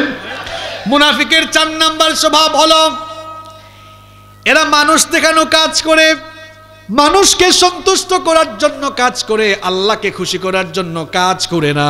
আল্লাহ তাআলা কোরআনুল কারীমের 4 নম্বর সূরা সূরাতুন নিসা এর 142 নম্বর আয়াত থেকে বলছেন ইন্নাল মুনাফিকিনা ইউখাদিউনাল্লাহা ওয়া হুয়া খাদিউহুম ওয়া ইযা ক্বামু ইলাস সালাতি ক্বামু কুসালা ইউরাউনান নাসা ওয়া লা ইয়াযকুরুনাল্লাহা ইল্লা কলিলা। আল্লাহ তাআলা বলছেন মুনাফিকগুলো আল্লাহকে ধোঁকা দিতে চায় এবং ঈমানদারদেরকেও তারা ধোঁকা দেওয়ার জন্য কাজ করে। এদের স্বভাব হলো যখন তারা নামাজে দাঁড়ায়, অলসভাবে নামাজে দাঁড়ায়, আল্লাহকে সন্তুষ্ট করার জন্য নামাজে দাঁড়ায় না, বরং ইউরাউনান নাস, মানুষকে দেখাবার জন্য এরা নামাজে দাঁড়ায়। দেখবেন এমনিতে খুব একটা নামাজি না, এখন কিছু মুসল্লি নামাজ আদায় করছে, হে যদি নামাজ না পড়ে মানুষ কি বলবে, অজু থাকুক আর না থাকুক আল্লাহু আকবার। এই যে নামাজে দাঁড়ালো আল্লাহকে খুশি করার জন্য নাকি মানুষের মন পাওয়ার জন্য? আর এই রকম নামাজি কিন্তু ইলেকশন আসলে বাড়ে, ইলেকশন আসলে দেখবেন এই ভাওতাবাজিগুলো বাড়ে। অন্য সময়ে মাথায় টুপি নাই, নামাজও নাই, তবে কেউ যদি সংশোধন হওয়ার জন্য নামাজে আসে, নামাজে হয়, আমাদের কোনো আপত্তি নাই কিন্তু ভাওতাবাজি আর ভণ্ডামির ধান্দা নিয়ে এই কাজগুলো করে যারা মুনাফিক হলো, দেখা যায় ইলেকশনের আগে টুপি লাগায়, পাঞ্জাবি লাগায়, পাস করে ফেললে আবার টুপিদারির বিরুদ্ধে বলে নাই নাই। আর একটু জোরে বলেন। 5 ওয়াক্তের নামাজি হয়ে গেল, এরপরে নামাজিদের বিরুদ্ধে আছে না নাই? এমন নামাজিদের নিন্দা আল্লাহ করেছেন, ফাওয়াইলুল লিল মুসাল্লিন আল্লাযীনা হুম আন সালাতিহিম সাহুন আল্লাযীনা হুম ইউরাউন। আল্লাহ বলছেন ওই সকল নামাজিদের জন্য ধ্বংস যারা মানুষকে দেখানোর জন্য নামাজ আদায় করে। এই পয়েন্টটা আপনারা ভালো করে শুনেন। মুনাফিকের 4 নাম্বার খাসলত বলতেছি, আল্লাহকে সন্তুষ্ট করার জন্য কাজ করে না, মানুষ দেখানোর জন্য কাজ করে। সব জায়গায় কিন্তু দান খয়রাত করে না। যেখানে দান খয়রাত করলে নাম একটু জুড়ে বলবে, বাহবা পাওয়া যাবে, সেখানেই বেশি বেশি দান করে। এই রোগী আছে না নাই? এরপরে দেখবেন অনেকে হজে গিয়েছে, তারপর নাম লাগাই থইছে আলহাজ, হাজি। এই রোগ বাংলাদেশে কম। এবার আপনাকে বুঝাই, খুব ঠান্ডা মাথায় বুঝেন। আমাদের নবীজি হজ করেছেন কি করেন নাই? আমরা কি বলে নাকি হাজি মুহাম্মদ সাল্লাল্লাহু আলাইহি ওয়াসাল্লাম, নাকি বলে আলহাজ রাসূলুল্লাহ সাল্লাল্লাহু আলাইহি ওয়াসাল্লাম? এমনি বলেন। আবু বকর রাদিয়াল্লাহু আনহু হজ করছে কিনা? আমরা কি বলে নাকি হাজি আবু বকর রাদিয়াল্লাহু আন? আমরা কি বলে নাকি হাজি ওমর রাদিয়াল্লাহু আন? তা আপনি কেন বলেন হাজি অমুক? যুক্তি দেয় হুজুর, আমরা তো যখন মক্কায় যাই তখনও তো আমাদেরকে পুলিশও ডাক দেয় সম্মান করে, ইয়া হাজ্জি বলে কিনা? যুক্তি দেখছেন? যুক্তি তো ঠিক আছে। এখন শুনেন, এই যুক্তির জবাবও আছে।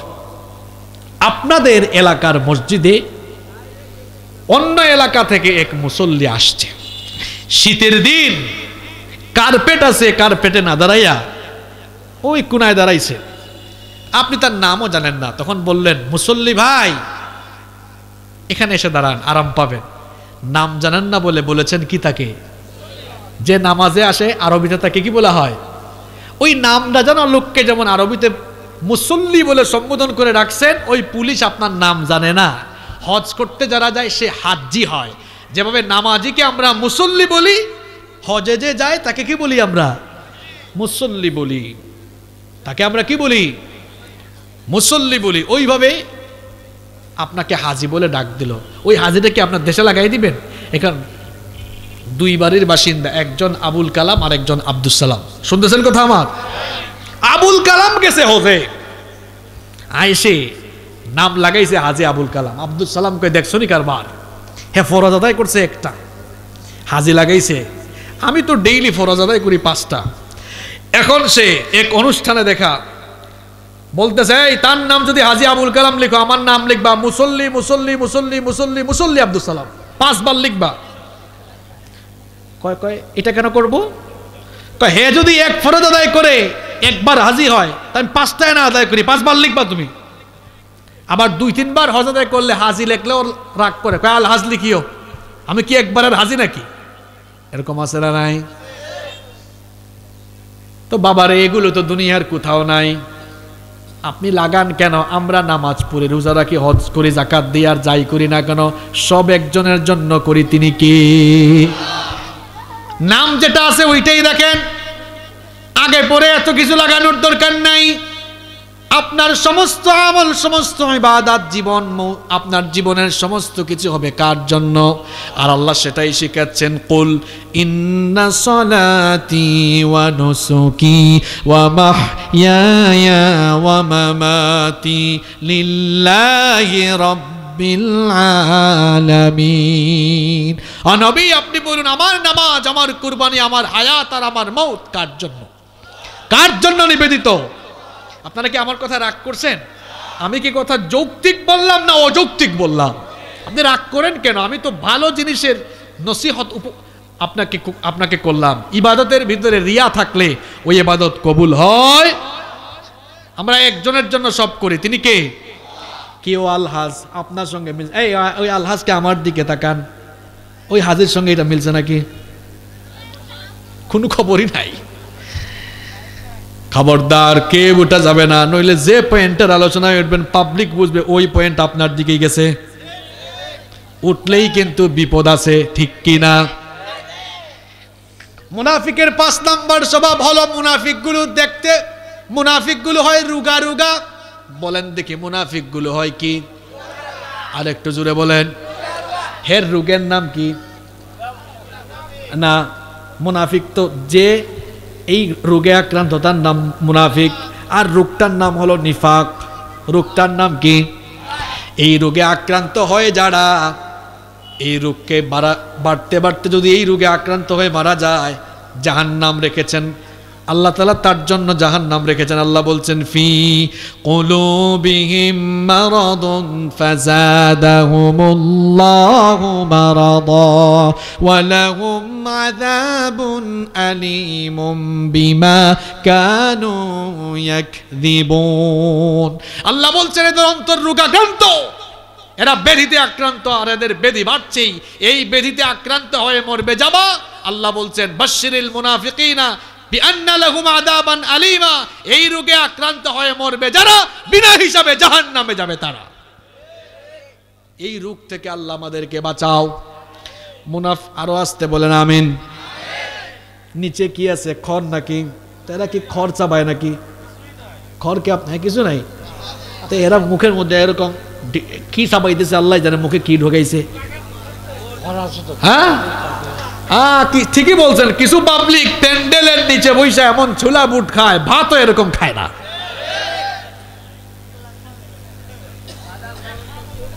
মুনাফিকের 6 নাম্বার স্বভাব শুনেন দেখি, আগের 5টা মনে আছে নাকি? 1 নাম্বার কি বলছিলাম?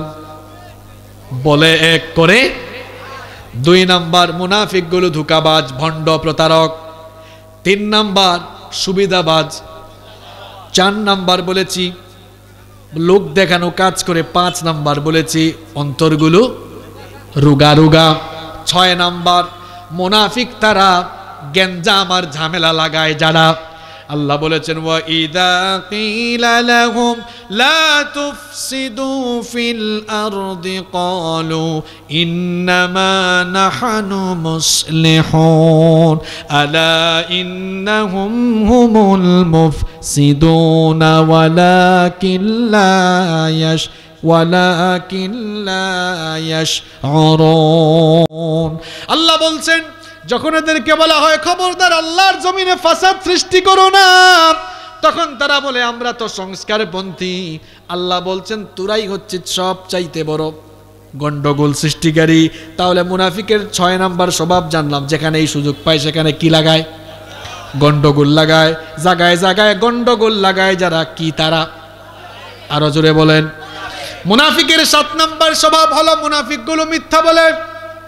জোরে কোন মুনাফিকগুলো কি বলে? মুনাফিকের নামে একটা সূরার কথা বলেছিলাম, সূরাটার নাম কি?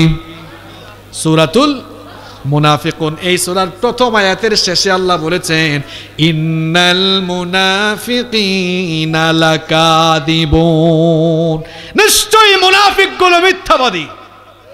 আবার নবীজি বলেছেন মুনাফিকের যে খাসলতগুলো রয়েছে তার মধ্যে একটি খাসলত হলো ইদা হাদ্দাসা কাযাবা, যখন সে কথা বলে কথায় কথায় মিথ্যা বলে।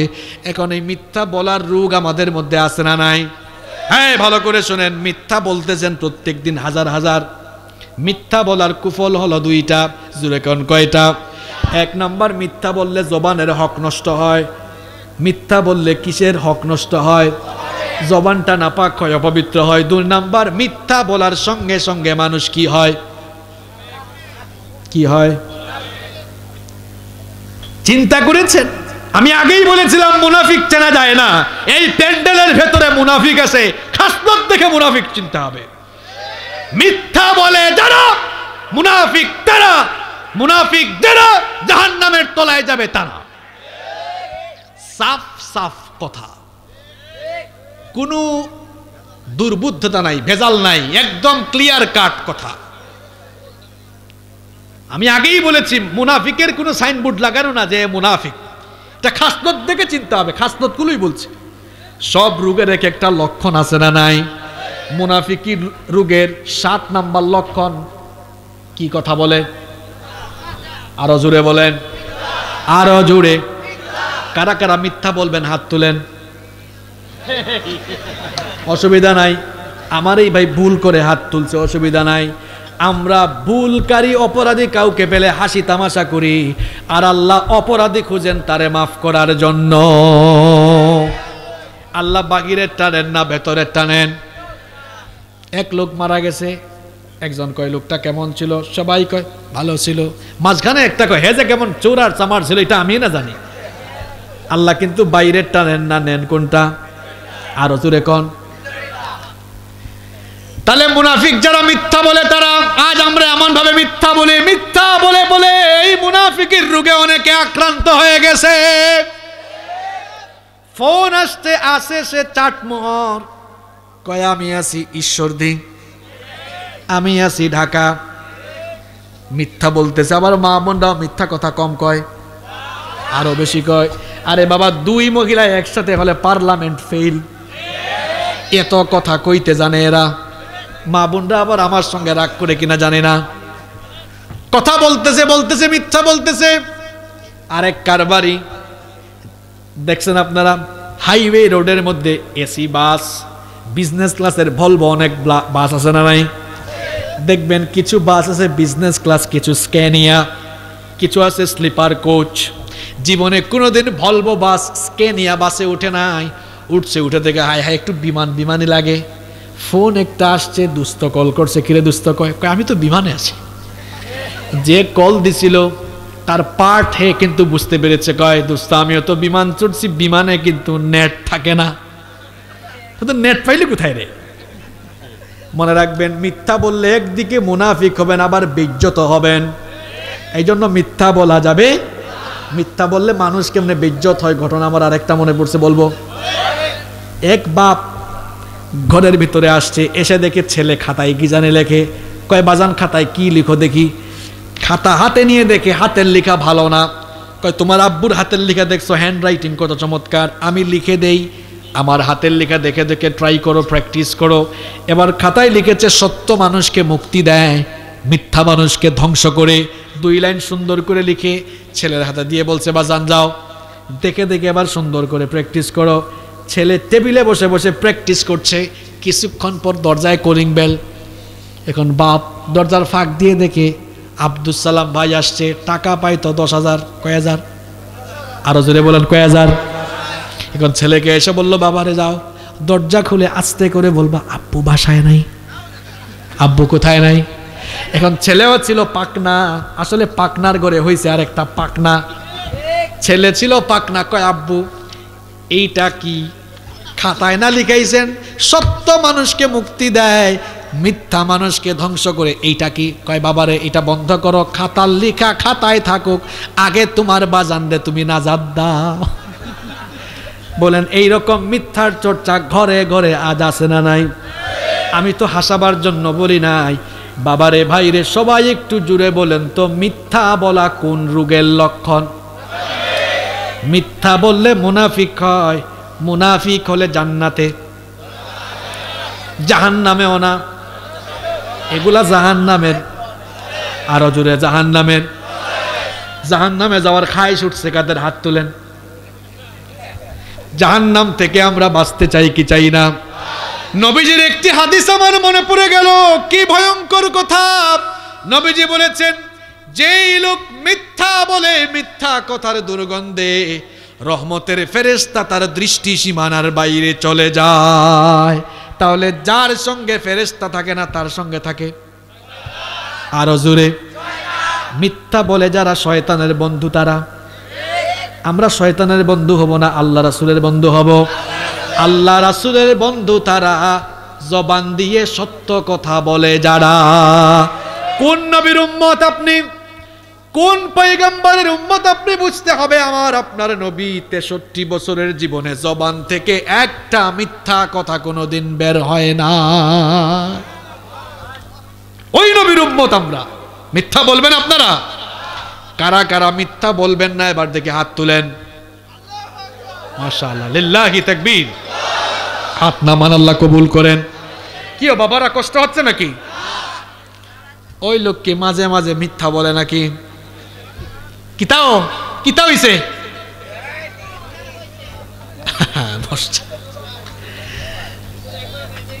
হ্যাঁ না, বুঝছি আপনারা বুঝেন নাই, আমার এই ভাই পেছনে বসছে, দেখতে কষ্টে হয় বলে সাইডে এসেছে, আলহামদুলিল্লাহ।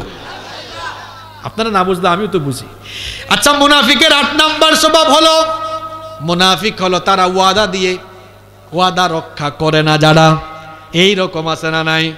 নবীজি বলেছেন মুনাফিকের স্বভাব হলো ওয়াইদা ওয়াদা আখলাফা, যখন সে ওয়াদা করে ওয়াদা কি করে?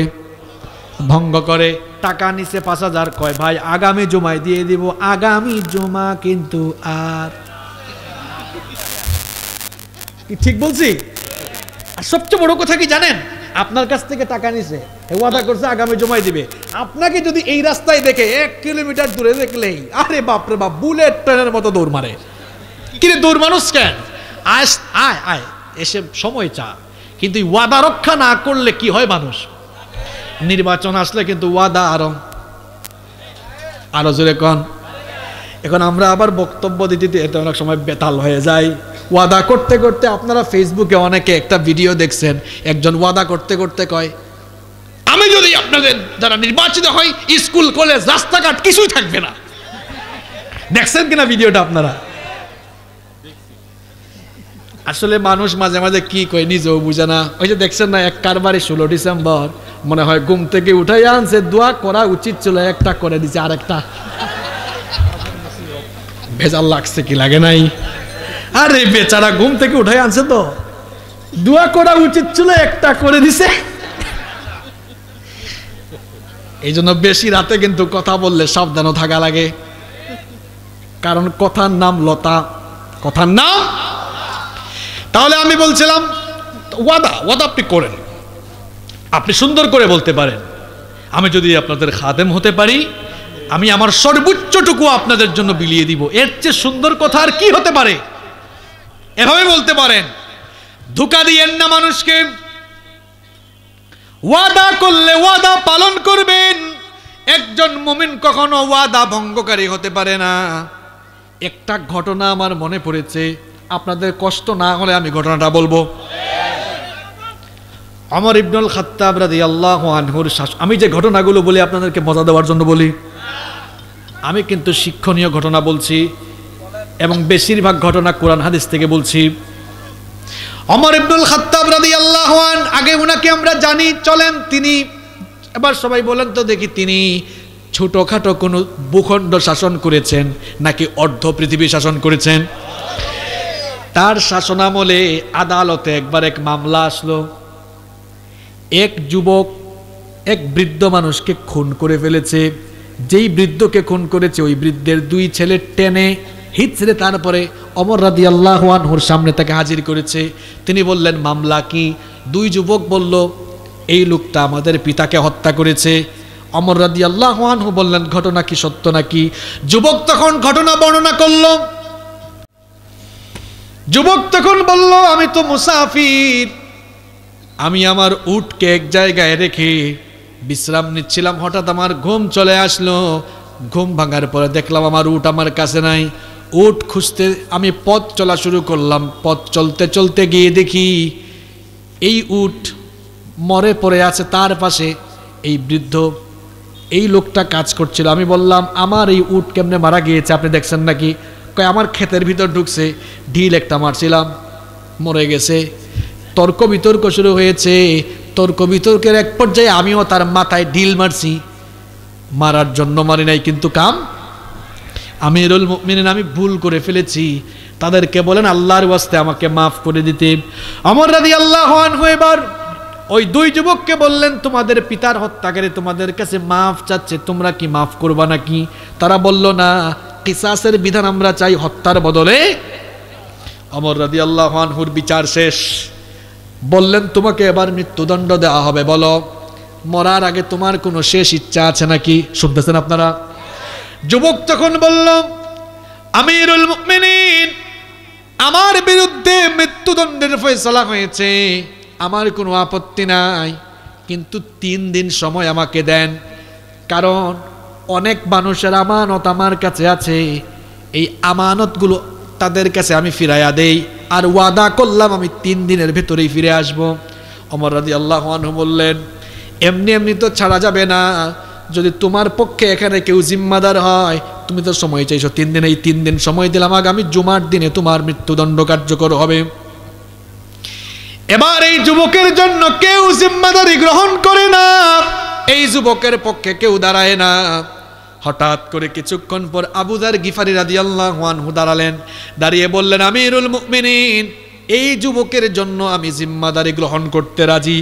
ওমর রাদিয়াল্লাহু আনহু বললেন, ভাই আবু যার গিফারি, এই যুবককে তো তুমি চিনো না, অপরিচিত যুবকের জন্য জিম্মাদার হয় না, কারণ জিম্মাদার হলে সে যদি টাইম মতো না আসে, মৃত্যুদণ্ড কিন্তু তোমার উপরে বাস্তবায়ন। আবু যার গিফারি রাদিয়াল্লাহু আনহু তখন বললেন, বুঝে শুনে এই সিদ্ধান্ত নিয়েছি, যুবকটাকে ছেড়ে দেন, 3 দিনের ভিতরে আসবে বলে আমার মনে হয়। ওমর রাদিয়াল্লাহু আনহু যুবককে বললেন, ঠিক আছে যাও, জিম্মাদার যেহেতু পাওয়া গিয়েছে তুমি যাও, তবে মনে রেখো জুমার দিনে সন্ধ্যার আগে কিন্তু তোমাকে সূর্যাস্তের আগে আসা লাগবে। যুবক এবার চলে গেল, আস্তে আস্তে করে 3 দিন সময় চলে গেল। তৃতীয় দিনে জুমার দিন ফজরের সময় গোটা মদিনায় এবার থমথমে অবস্থা বিরাজ করছে। যুবক এখনো আসে নাই, জুমার আজান হয়ে গেল, যুবক তখনও আসে নাই। ওমর রাদিয়াল্লাহু আনহু নিজেই চোখের পানি ফেলতেছেন, আরে আমার ভাই আবু যার গিফারি আমার নবীর কত প্রিয় একজন সাহাবী, যদি আজ যুবক না আসে তার বিরুদ্ধে আমাকে মৃত্যুদণ্ডের রায় দেওয়া লাগবে। মদিনার মানুষগুলো তাদেরও মন খারাপ, মনটা বিষণ্ণ। এক অপরিচিত যুবকের জন্য আবু যার গিফারি রাদিয়াল্লাহু আনহু আজ মুসিবতে পড়ে যাচ্ছেন। জুমার নামাজ শেষ হলো, তখনও যুবক আসে নাই। এবার সূর্যাস্তের আগ মুহূর্তে ওমর রাদিয়াল্লাহু আনহু সহ চতুর্দিকে মানুষজন জড়ো হলো, আবু যার গিফারিও জড়ো হলেন। ওমর রাদিয়াল্লাহু আনহু জল্লাদ ডাকলেন, বললেন, মৃত্যুদণ্ডের ফয়সালা করো, মৃত্যুদণ্ডের জন্য প্রস্তুতি গ্রহণ করো। যুবক না আসলে আবু যার গিফারির উপরেই মৃত্যুদণ্ড কার্যকর হবে। জল্লাদ কোনোদিনও মৃত্যুদণ্ড কার্যকর করতে গিয়ে হাত কাঁপে নাই, এবার জল্লাদের হাত কাঁপা শুরু হয়েছে।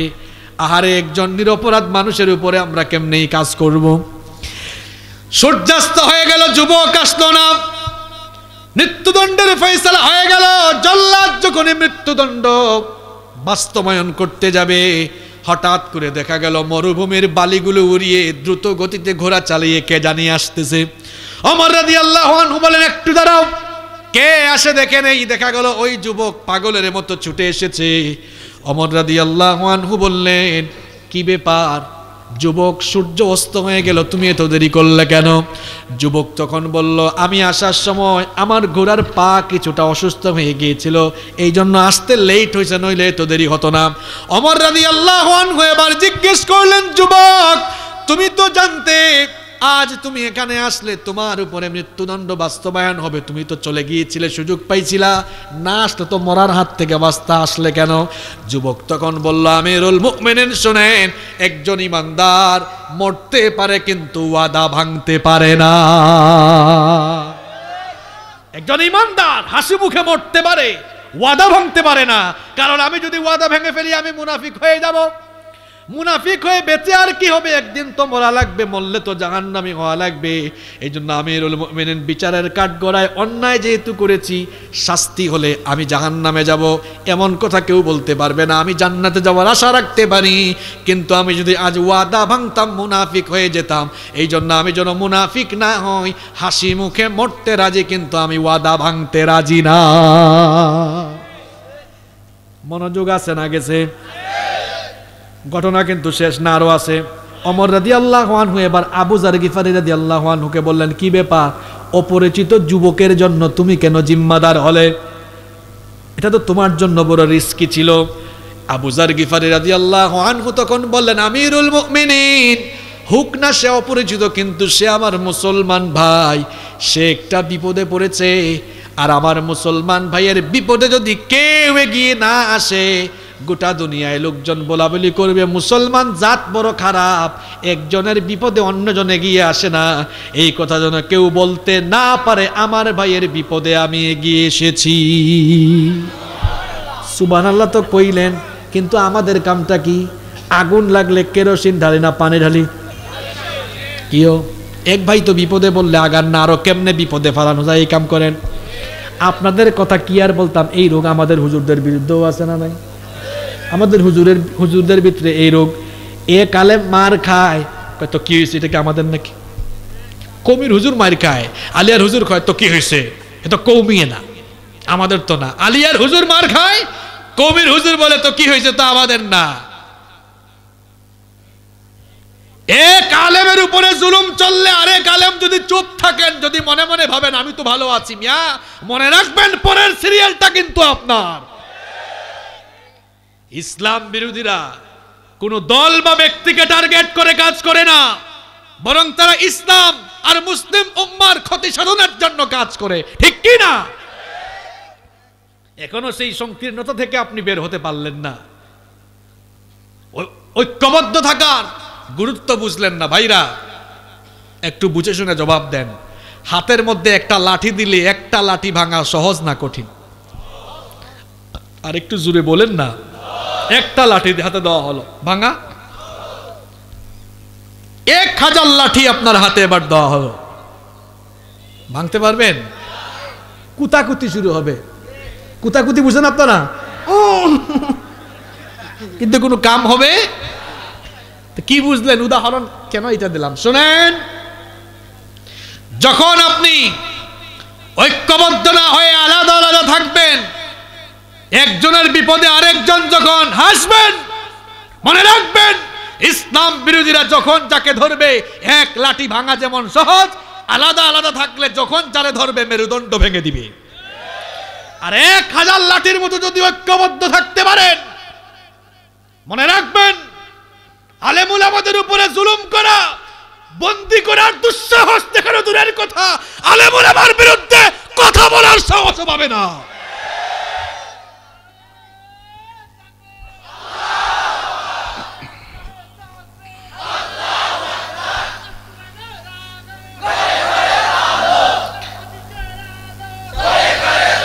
আজ বড় কষ্ট লাগছে, চোর ডাকাতদের হাতে শুধু হাত করা, আর আলেমদের হাতে পায়ে আজ দড়ি দিয়ে রশি দিয়ে বেঁধে তাদেরকে অপমান করা হচ্ছে।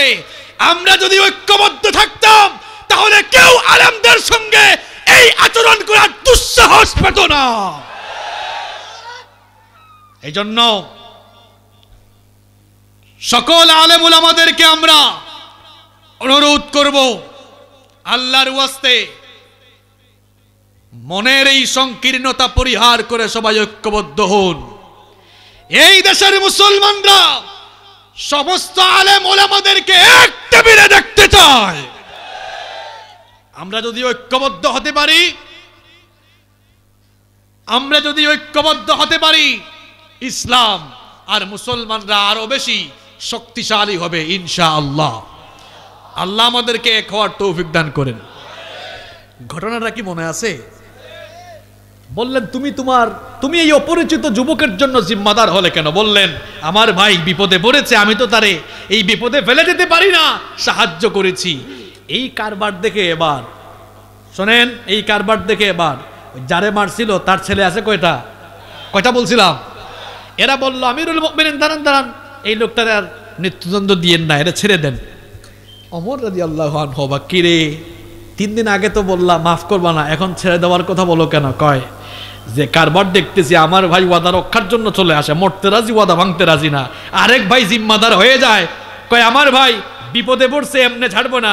তো আমার ভাই ভুল করে না একটা কাজ করছে, আমি যদি মাফ না করি মানুষ বলবে মুসলমানদের অন্তর সংকীর্ণ, আমিও তারে আল্লাহর ওয়াস্তে মাফ করে দিলাম। ঘটনা থেকে কয়টা জিনিস শিখছেন? কয়টা জিনিস? 1 নাম্বার, মুমিন মরবে, ওয়াদা ভাঙবে। 2 নাম্বার, এক ভাই বিপদে পড়লে আমরা আরেক ভাই বসে থাকবো না, সাহায্য করব। 3 নাম্বার, কেউ ভুল করলে মাফ চাইলে আমরা কি করে দিব? পারবেন তো ইনশাআল্লাহ? আল্লাহ বুঝার তৌফিক দান করেন। ভাইরা কষ্ট হচ্ছে আপনাদের? 10 মিনিট থাকা যাবে না? শেষে চলে আসছি। শোনেন, 2 দিনের মাহফিল, একটু মোনাজাতটা করে যান। আমি তো গুনাহগার, কিন্তু আমি মুসাফির অবস্থায় দোয়া কবুল হয় বলেছেন মুহাম্মদ সাল্লাল্লাহু। মোনাজাত করে যাবেন তো ইনশাআল্লাহ? আচ্ছা, বলছি কয়টা? 8টা। কয়টা বলছি? বাকি 7টা 10 মিনিটে শেষ হবে ইনশাআল্লাহ। মুনাফিকের 9 নাম্বার স্বভাব হলো মুনাফিকগুলো আমানতের খেয়ানত করে, জোরে কোন আমানতের কি করে? নবীজি বলেছেন ইদা তুমি রাখানা, তার কাছে আমানত রাখা হলে আমানতের কি করে? আমানতের খেয়ানত দুই জিনিসের আলামত। আমানতের খেয়ানত কই জিনিসের আলামত? এক নাম্বার আমানতের খেয়ানত মুনাফিকের, দেখি আবার বলেন, আমানতের খেয়ানত মুনাফিকের। দুই নাম্বার আমানতের খেয়ানত কিয়ামতের আলামত। নবীজি বলেছেন ইদা দুইয়াতিল আমানাতি ফান্তাজিরিস সাআহ, চতুর্দিকে যখন আমানতের খেয়ানত হবে তখন বুঝবা কিয়ামত এসে গেছে। তখন সাহাবীরা প্রশ্ন করলেন কাইফা ইদাতুহা ইয়া রাসূলুল্লাহ, পড়েন সাল্লাল্লাহু আলাইহি ওয়াসাল্লাম, গো আল্লাহর নবী আমানতের খেয়ানত আবার কেমনে হয়? নবীজি বললেন ইদা উসনিদাল আমরু ইলা গায়রি আহলিহি ফান্তাজিরিস সাআহ, যখন যোগ্যতার চেয়ারগুলোতে অযোগ্য মানুষ বসবে তখন আমানতের খেয়ানত হবে। পাবনাবাসী ভালো করে শুনেন নবীর হাদিস, যোগ্যতার চেয়ারে যখন অযোগ্য মানুষ বসবে আল্লাহর নবী বলছেন তখনই আমানতের খেয়ানত হবে। বক্তা হওয়ার যোগ্যতা নাই বক্তার চেয়ারে, সভাপতি হওয়ার যোগ্যতা নাই সভাপতির চেয়ারে, মেম্বার হওয়ার যোগ্যতা নাই পার্লামেন্ট মেম্বারের চেয়ারে। এগুলা কিন্তু ভালো লক্ষণ না কিয়ামতের। আরো জোরে বলেন, মুনাফিকেরও।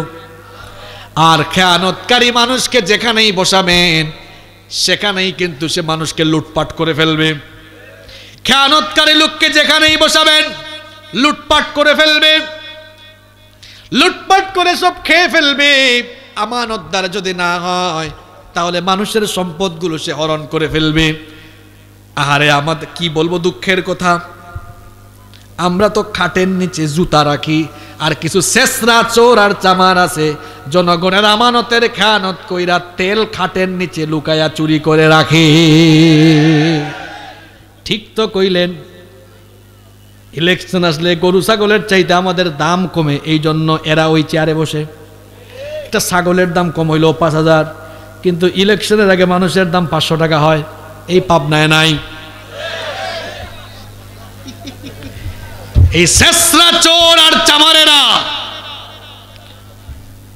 যতদিন আমাদের মাথার উপরে থাকবে এই জাতির ঘাট থেকে দুঃখ দুর্দশার বোঝা কমবে না। আর যদি আমানতদার মানুষগুলোকে আমরা মাথার ছায়া পাই, ওমর রাদিয়াল্লাহু আনহুর ছোট্ট একটা ঘটনা আপনাদেরকে শোনাই। মোমবাতির আলো জ্বালিয়ে ঘরের মধ্যে কাজ করছেন। সেই যুগে কি এমন ইলেকট্রিক্যাল লাইট ছিল নাকি বলেন? মোমবাতির আলো জ্বালিয়ে কাজ করছেন, এমন সময় তার কিছু আত্মীয় স্বজন দেখা করতে এসে দরজায় নক করলেন। ওমর রাদিয়াল্লাহু আনহু তাদেরকে দাঁড় করিয়ে দিলেন। দাঁড় করিয়ে দেওয়ার পর তার সামনে থাকা মোমবাতির আগুন ফু দিয়ে নিভালেন, নতুন আরেকটি মোমবাতি জ্বালালেন। এরপরে তাদেরকে ভেতরে আসতে বললেন। এরা ভেতরে এসে কৌতূহল চেপে রাখতে না পেরে জিজ্ঞেস করলো, আমিরুল মুমিনিন, আপনার সামনেই তো মোমবাতির আগুন জ্বালানো ছিল, সেটা নিভিয়ে দিয়ে নতুন আরেকটি জ্বালালেন কেন? ওমর রাদিয়াল্লাহু আনহু বললেন, তোমরা আসার আগে রাষ্ট্রের টাকায় জনগণের টাকায় কেনা মোমবাতির আগুন জ্বালিয়ে জনগণের জন্যই কাজ করছিলাম, রাষ্ট্রের কল্যাণে কাজ করছিলাম, কিন্তু তোমরা আমার আত্মীয় স্বজন, মনে মনে ভাবলাম ব্যক্তিগত কথা বলার জন্য এসেছো। চিন্তা করলাম রাষ্ট্রের টাকায় জনগণের টাকায় কেনা মোমবাতির আলো জ্বালিয়ে তোমাদের সঙ্গে ব্যক্তিগত কথা বললে রাষ্ট্রের আমানতের খেয়ানত হবে, জনগণের সঙ্গে বেঈমানি হবে, আল্লাহর কাছে জবাব দেওয়া লাগবে। এই ভয়ে আমি রাষ্ট্রের টাকায় কেনা মোমবাতির আগুন ফু দিয়ে নিভিয়ে দিয়ে নিজের টাকায় কেনা মোমবাতির আগুন জ্বালিয়ে তোমাদের সঙ্গে কথা বলছি। এমন যদি হতো আমাদের নেতা হতো ওমরেরই মতো হতো, আবু বকরের মতো, চাই কি চাই না? এমন যদি হতো আমাদের নেতা হতো ওমরেরই মতো হতো, আবু বকরের মতো, জনগণের খোঁজ খবর নিত রাত দুপুরে, ঘুরে ঘুরে দেখতো কি কেউ আছে অনাহারে। আমার দেশের কৃষক শ্রমিক বঞ্চিত হতো না, আমার দেশের মা বোনেরা লাঞ্ছিতা হতো না, ধনী গরিব ভালোবাসার জীবন ফিরে পেত। যদি আমাদের নেতা হতো ওমরেরই মতো হতো, আবু বকরের মতো, ঠিক কি না? এইরকম সেবক যদি আমরা পেতাম, তাহলে এই শেষরা চোররা চুরি চামারি করে এই অবস্থা করতে পারতো না। এই চোরদেরকে আমরাও চুরি করার সুযোগ আর দিব না ইনশাআল্লাহ। এই জন্য এরা মাহফিলের বিরোধিতা করে। এই জন্য আমি আবার এক কথায় প্রকাশ করি, আমি বলি অন্যায় আর অপরাধ জগৎকে নেতৃত্ব দেয় যারা, কোরআনের মাহফিলে বাধা দেয় তারা। বলে এই চোরের গায়ে লাগে কেন? এক কথায় প্রকাশ করি, এই জন্য আমি অন্যায় আর অপরাধ জগৎকে নেতৃত্ব দেয় যারা, কোরআনের মাহফিলে বাধা দেয়। তার বাধা দেওয়ার তো খাই ছুটছে কেন? কারণ তার চুরি চামারি সব তো ফ্লাশ হয়ে যাচ্ছে, ঠিক কিনা বলেন? তাহলে বলছিলাম 9 নম্বর আমানতের খেয়ানত করে যারা মুনাফিক হলো। 10 নম্বর মুনাফিক গুলো কোরআনের আইনের বিরোধী হয়। কোরআনের আইন বাস্তবায়ন হোক এটা তারা চায়। আল্লাহ তাআলা বলছেন ওয়া ইযা কিলা লাহুম তাআলাউ ইলা মা আনজালাল্লাহু ওয়া ইলার রাসূলি রাআইতাল মুনাফিকিনা ইয়াসুদ্দুনা আনকা সুদুদা।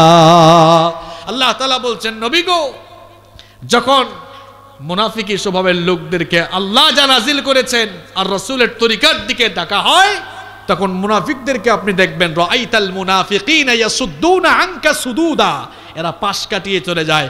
কোরআনের আইনের বিরোধী এরা হয়। এরা দেখবেন ধর্ষণের বিরুদ্ধে কথা বলবে, ধর্ষণের বিরুদ্ধে বক্তব্য দিবে, চুরি ডাকাতির বিরুদ্ধে বক্তব্য দিবে, কিন্তু ধর্ষণ চুরি ডাকাতির শাস্তি কোরআন দিয়ে হোক এটা তারা চায় না। কারণ এরা এক মুখে ধর্ষণের বিরুদ্ধে কথা বলে, আবার অন্যদিকে দেখা যায় এরাই এই সব কাজের সঙ্গে জড়িত, ঠিক কি না? দেখেন না এই পাগলা, যেই পাগলারে এখন পাওয়া যায় না, এই পাগলা এই দেশের সোনার টুকরা, এই দেশের সোনার টুকরা প্রবীণ আলেমদেরকে বিভিন্ন সমাবেশে লুচ্চা বলে গালি দিয়েছে না, আল্লাহ বরদাস্ত করেন নাই। আজ আল্লাহ তারে লুচ্চা বানায়া দিয়া গোটা জাতির সামনে তার চরিত্র ফাঁস করে দিয়েছেন।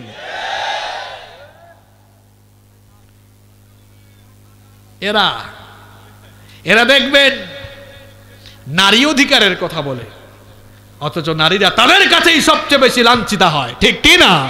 এরা নারীকে আজ বাজারের ভোগ্য পণ্য বানিয়ে ফেলেছে। কোরআনের আইন যেখানে আছে শান্তি সেখানে আছে। সৌদি আরবে কোরআনের আইন পুরাটা আছে না অল্প আছে? এই পুরাটা তোমার কে কইছে পাগলা? অল্প আছে। কি আছে? অল্প আছে। এই অল্পতেই শান্তি কম না বেশি? অল্পতেই যদি এই শান্তি হয়, পুরাটা হইলে বরকত কম না বেশি হবে? এই দেশে আমি চ্যালেঞ্জ করছি, একটা ধর্ষণের বিচার কোরআন দিয়ে করে দেখেন। একটা ধর্ষণের বিচার কোরআন দিয়ে বাস্তবায়ন হলে এই দেশে যতগুলো লুচ্চা বদমাশ রয়েছে, এক বিচার দেখে তারের মতো সুদা হয়ে যাবে। কোরআনের আইনের বিরোধী এরা, কারণ কোরআনের আইন বাস্তবায়ন হলে নিজেরা তো এই লুচ্চামি করতে পারবে। তাহলে কোরআনের আইনের বিরোধী যারা, আপনারাই বলে ফেলছেন কি তারা? আরো যেরকম মুনাফিকের 11 নম্বর স্বভাব হলো এরা সব সময় ভয়ের মধ্যে থাকে, বুকের মধ্যে ধপর ধপর করে। কোন সময় না জানি কোন সূরা বা আয়াত দিয়ে হুজুর আমাদেরকে কি করে। দেখেন নবীজির যুগে মুনাফিক ছিল কি ছিল না? নবীর যুগের মুনাফিকদের স্বভাব আল্লাহ নবীজিকে আয়াত নাজিল করে জানাচ্ছেন। সূরা তাওবার 64 নম্বর আয়াত এটা, ইয়াহযারুল মুনাফিকুনা আন তুনাজ্জালা আলাইহিম সূরাতুন তুনাব্বিউহুম বিমা ফি কুলুবিহিম। আল্লাহ বলছেন নবী গো, এই মুনাফিকগুলো সব সময় ভয়ে থাকে, না জানি কোন সময় কোন সূরা বা আয়াত নাজিল করে তাদের চরিত্র ফাঁস হয়। এই জন্য মুনাফিকরা দেখবেন মাহফিলে আসলেও বিপদ, জুমার দিনেও বিপদ। হায় হায়, না জানে হুজুর কোন কথা কোন সময় কয়। আবার বিভিন্ন জায়গায় মাহফিলে এরা হুজুরদের হাতের মধ্যে বিভিন্ন চিরকুটো পাঠায়, এইটা বলবেন, এইটা বলবেন না, এইটা বললেন না, এটা এই বাটপার, এটা বললে তোর অসুবিধা কি? এটা বলবো না এই জন্য যে তোর চরিত্রের ভিতরে যা আছে। আলেম ওলামা কোরআনের মাহফিলে কি বলবেন এটা তোমার মতো লোক শিখিয়ে দেওয়া লাগবে না, কারণ যারা কোরআন হাদিস থেকে কথা বলেন 20, 22, 25 বছর কোরআন হাদিস পড়ে গবেষণা করে তারপরে এখানে এসেছেন, ঠিক কি না? হক কথা বলতে বাধা দিবে যারা, কি স্মার্ট লোক আপনারা, বুঝে ফেলছেন আপনারা। আরো সুন্দর করে আমরা বলতে পারি সত্য প্রচারে বাধা দিবে যারা। বাপরে বাপ, কি তাজা তাজা কথা আপনাদের, হ্যাঁ তেজ আছে আপনাদের। তার মানে সত্য আর সুন্দরের পথে প্রতিবন্ধক যারা, অন্তরায় যারা, কি তারা? নাম্বার 12, মুনাফিকের 12 নাম্বার স্বভাব হলো যেই দিকে বৃষ্টি আসে ওই দিকে গিয়া ছাতা ধরে। যখন ইমানদাররা বিজয়ী হয় গিয়ে বলে কিও তোমাদের সঙ্গে আমরা ছিলাম, কাফেররা বিজয়ী হয়ে গিয়ে বলে কিরো ভুলে গেছো কেন, আমরা তো তোমাদের সঙ্গে ছিলাম, দেখছেন এই দিকে ওই দিকে দুদিকেই থাকে। এইটা কি? আল্লাহ বললেন সূরা নিসা 141 নম্বর আয়াত, আল্লাযীনা ইয়াতারাব্বাসুনা বিকুম ফাইন কানা লাকুম ফাতহুম মিনাল্লাহি ক্বালু আলাম নাকুম মাআকুম ওয়া ইন কানা লিল الكافرين نصيب قالوا ألم نستحوذ عليكم ونمنعكم من المؤمنين إلى آخر الآية। আল্লাহ তাআলা বলছেন যখন ইমানদাররা বিজয়ী হয় গিয়ে বলে আলাম নাকুম মাআকুম, আমরা কি তোমাদের সঙ্গে ছিলাম না? কাফেররা বিজয়ী হলে গিয়ে বলে কিও আমাদেরকে নেগলেক্ট করিও না, আমরা তো তোমাদের সাথেই। এই স্বভাবগুলো ভালো মানুষের, ইমানদারের না, মুনাফিকের। মুনাফিকের 14 নম্বর আলামত হলো, 14 নম্বর খাসলত হলো এরা ইমানি আন্দোলন থেকে সব সময় নিজেদেরকে বিরত রাখে। তাবুকের যুদ্ধে যারা যায় নাই এরা ওজর হিসাবে পেশ করেছিল। আল্লাহ বলছেন লাউ কানা আরাদান করিবান ওয়া সাফারান কাসিদান তাবাউকা ওয়ালাকিন বাউদাত আলাইহিমুশ শুক্কা। তাবুকের যুদ্ধে যে মুনাফিকগুলো যায় নাই এদের কথা আল্লাহ কোরআনে উঠিয়ে দিয়েছেন। এরা বলেছিল সফরটা যদি কাছে হতো আর সহজ হতো তাইলে আমরা যেতাম, একটু দূরে তো ওই জন্য আমরা যাই নাই। দেখবেন ইমানি অনেক আন্দোলন আছে, ওই আন্দোলনগুলোতে মুসলমান নামধারী কিছু মুনাফিকরে পাওয়া যায় না। রাসূলকে গালি দেওয়া হয়েছে, কই পরিবেশ ভালো না, ঘরের ভিতরে আছি, যাইতাম না, আছে না নাই? তাহলে ইমানের সঙ্গে রিলেটেড যা কিছু ইমানি আন্দোলন থেকে বিরত থাকে যারা, আরো জোরে বলেন। মুনাফিকের 14 নম্বর বৈশিষ্ট্য হলো মুসলমান বিপদে বললেই হে খুশি। তালি মারে, মুসলমান বিপদে বললে দেখবেন খুশি হয়, আছে না নাই? আরো জোরে বলেন, আছে না নাই? নামটা দেখবেন হাসান, হুসাইন, এরকম সুন্দর সুন্দর নাম আছে। আবার হুজুর দেখে দেখতে পারে না, হুজুরদের নাম নিলেই বলে এই মোল্লারা, এই সেই, আছে না নাই? আবার মুসলমানরা বিপদে বলে দেবেন হে সব থেকে খুশি। আল্লাহ এদের লক্ষণ কোরআনে বলেছেন ইন তামসাসকুম হাসানাতুন তাসুহুম ওয়া ইন তুসিবকুম সাইয়্যাতুন ইয়াফরাহু বিহা। আল্লাহ বলছেন এই মুনাফিকগুলো মুসলমানদের দুঃখে কষ্টে খুব খুশি হয়। তাহলে মুসলমান দুঃখে কষ্টে পতিত হলে খুশি হয় যারা, কি তারা? মুনাফিকের 15 এবং সর্বশেষ খাসলত বলছি, এবার শুনেন। তারা নিজেদেরকে সবচেয়ে বেশি চালাক আর বুদ্ধিমান ভাবে। আসলে যে নিজেকে সবচেয়ে চালাক ভাবে সে হলো সবচেয়ে বড় বোকা। আল্লাহ বলছেন ওয়া ইদা কিলা লাহুম আমিনু কামা আমানান নাসু ক্বালু আনুমিনু কামা আমানাস সুফাহা আলা ইন্নাহুম হুমুস সুফাহা ওয়ালাকিন লা ইয়ালামুন। আল্লাহ বলছেন যখন মুনাফিকি স্বভাবের লোকদেরকে বলা হয় খাঁটি ইমানদাররা যেভাবে ঈমান এনেছে ওইভাবে তোমরা ঈমান আনো, তখন তারা বলে আমরা কি এদের মতো বোকা নাকি? আল্লাহ বলছেন ইমানদারদেরকে যারা বোকা ভাবে এরাই হচ্ছে সবচেয়ে বড় বোকা। তাহলে মুনাফিকের কয়টা খাসলত বললাম? 15টা। এই খাসলতগুলো আমাদের মধ্যে থাকলে আমরা কি এগুলো আমল করব, এর উপরেই থাকবো না রিমুভ করব? মা বোনদেরকেও কথাগুলো বলবো, আমার মায়েরা বোনেরা খবরদার, মুনাফিকি ভাইরাস নিয়ে কিন্তু মরা যাওয়া যাবে, মরার আগেই কিন্তু ইমানদার হওয়া লাগবে। কারণ মুনাফিক যে জাহান্নামের তলায় যাবে, কথা কি বুঝতে পেরেছেন আমার? তাহলে আমরা এই চাটমোহরের ঐতিহাসিক 2 দিন ব্যাপী মাহফিলে শেষ দিবসের শেষ অধিবেশনে আজ আমরা মুনাফিকি রোগ নিয়ে আলোচনা করলাম। এই রোগ মারাত্মক রোগ। ক্যান্সার হয়েছে কারো, ক্যান্সার স্ট্রোক করেছে মারা যাচ্ছে, ক্যান্সার হয়েছে মারা যাচ্ছে, জাহান্নামে যাবে, কেউ এটা বলতে পারবে না। মুনাফিক হয়ে মারা যাবে যারা, বিনা হিসাবে জাহান্নামের তলায় যাবে তারা। মুনাফিক কোথায় থাকে? মুসলমান। মুনাফিক কোথায় বাস করে? মুসলমানের সমাজে। মিথ্যা বলবেন, আরো জোরে বলেন, ধোঁকাবাজি করবেন, ওয়াদা ভঙ্গ করবেন।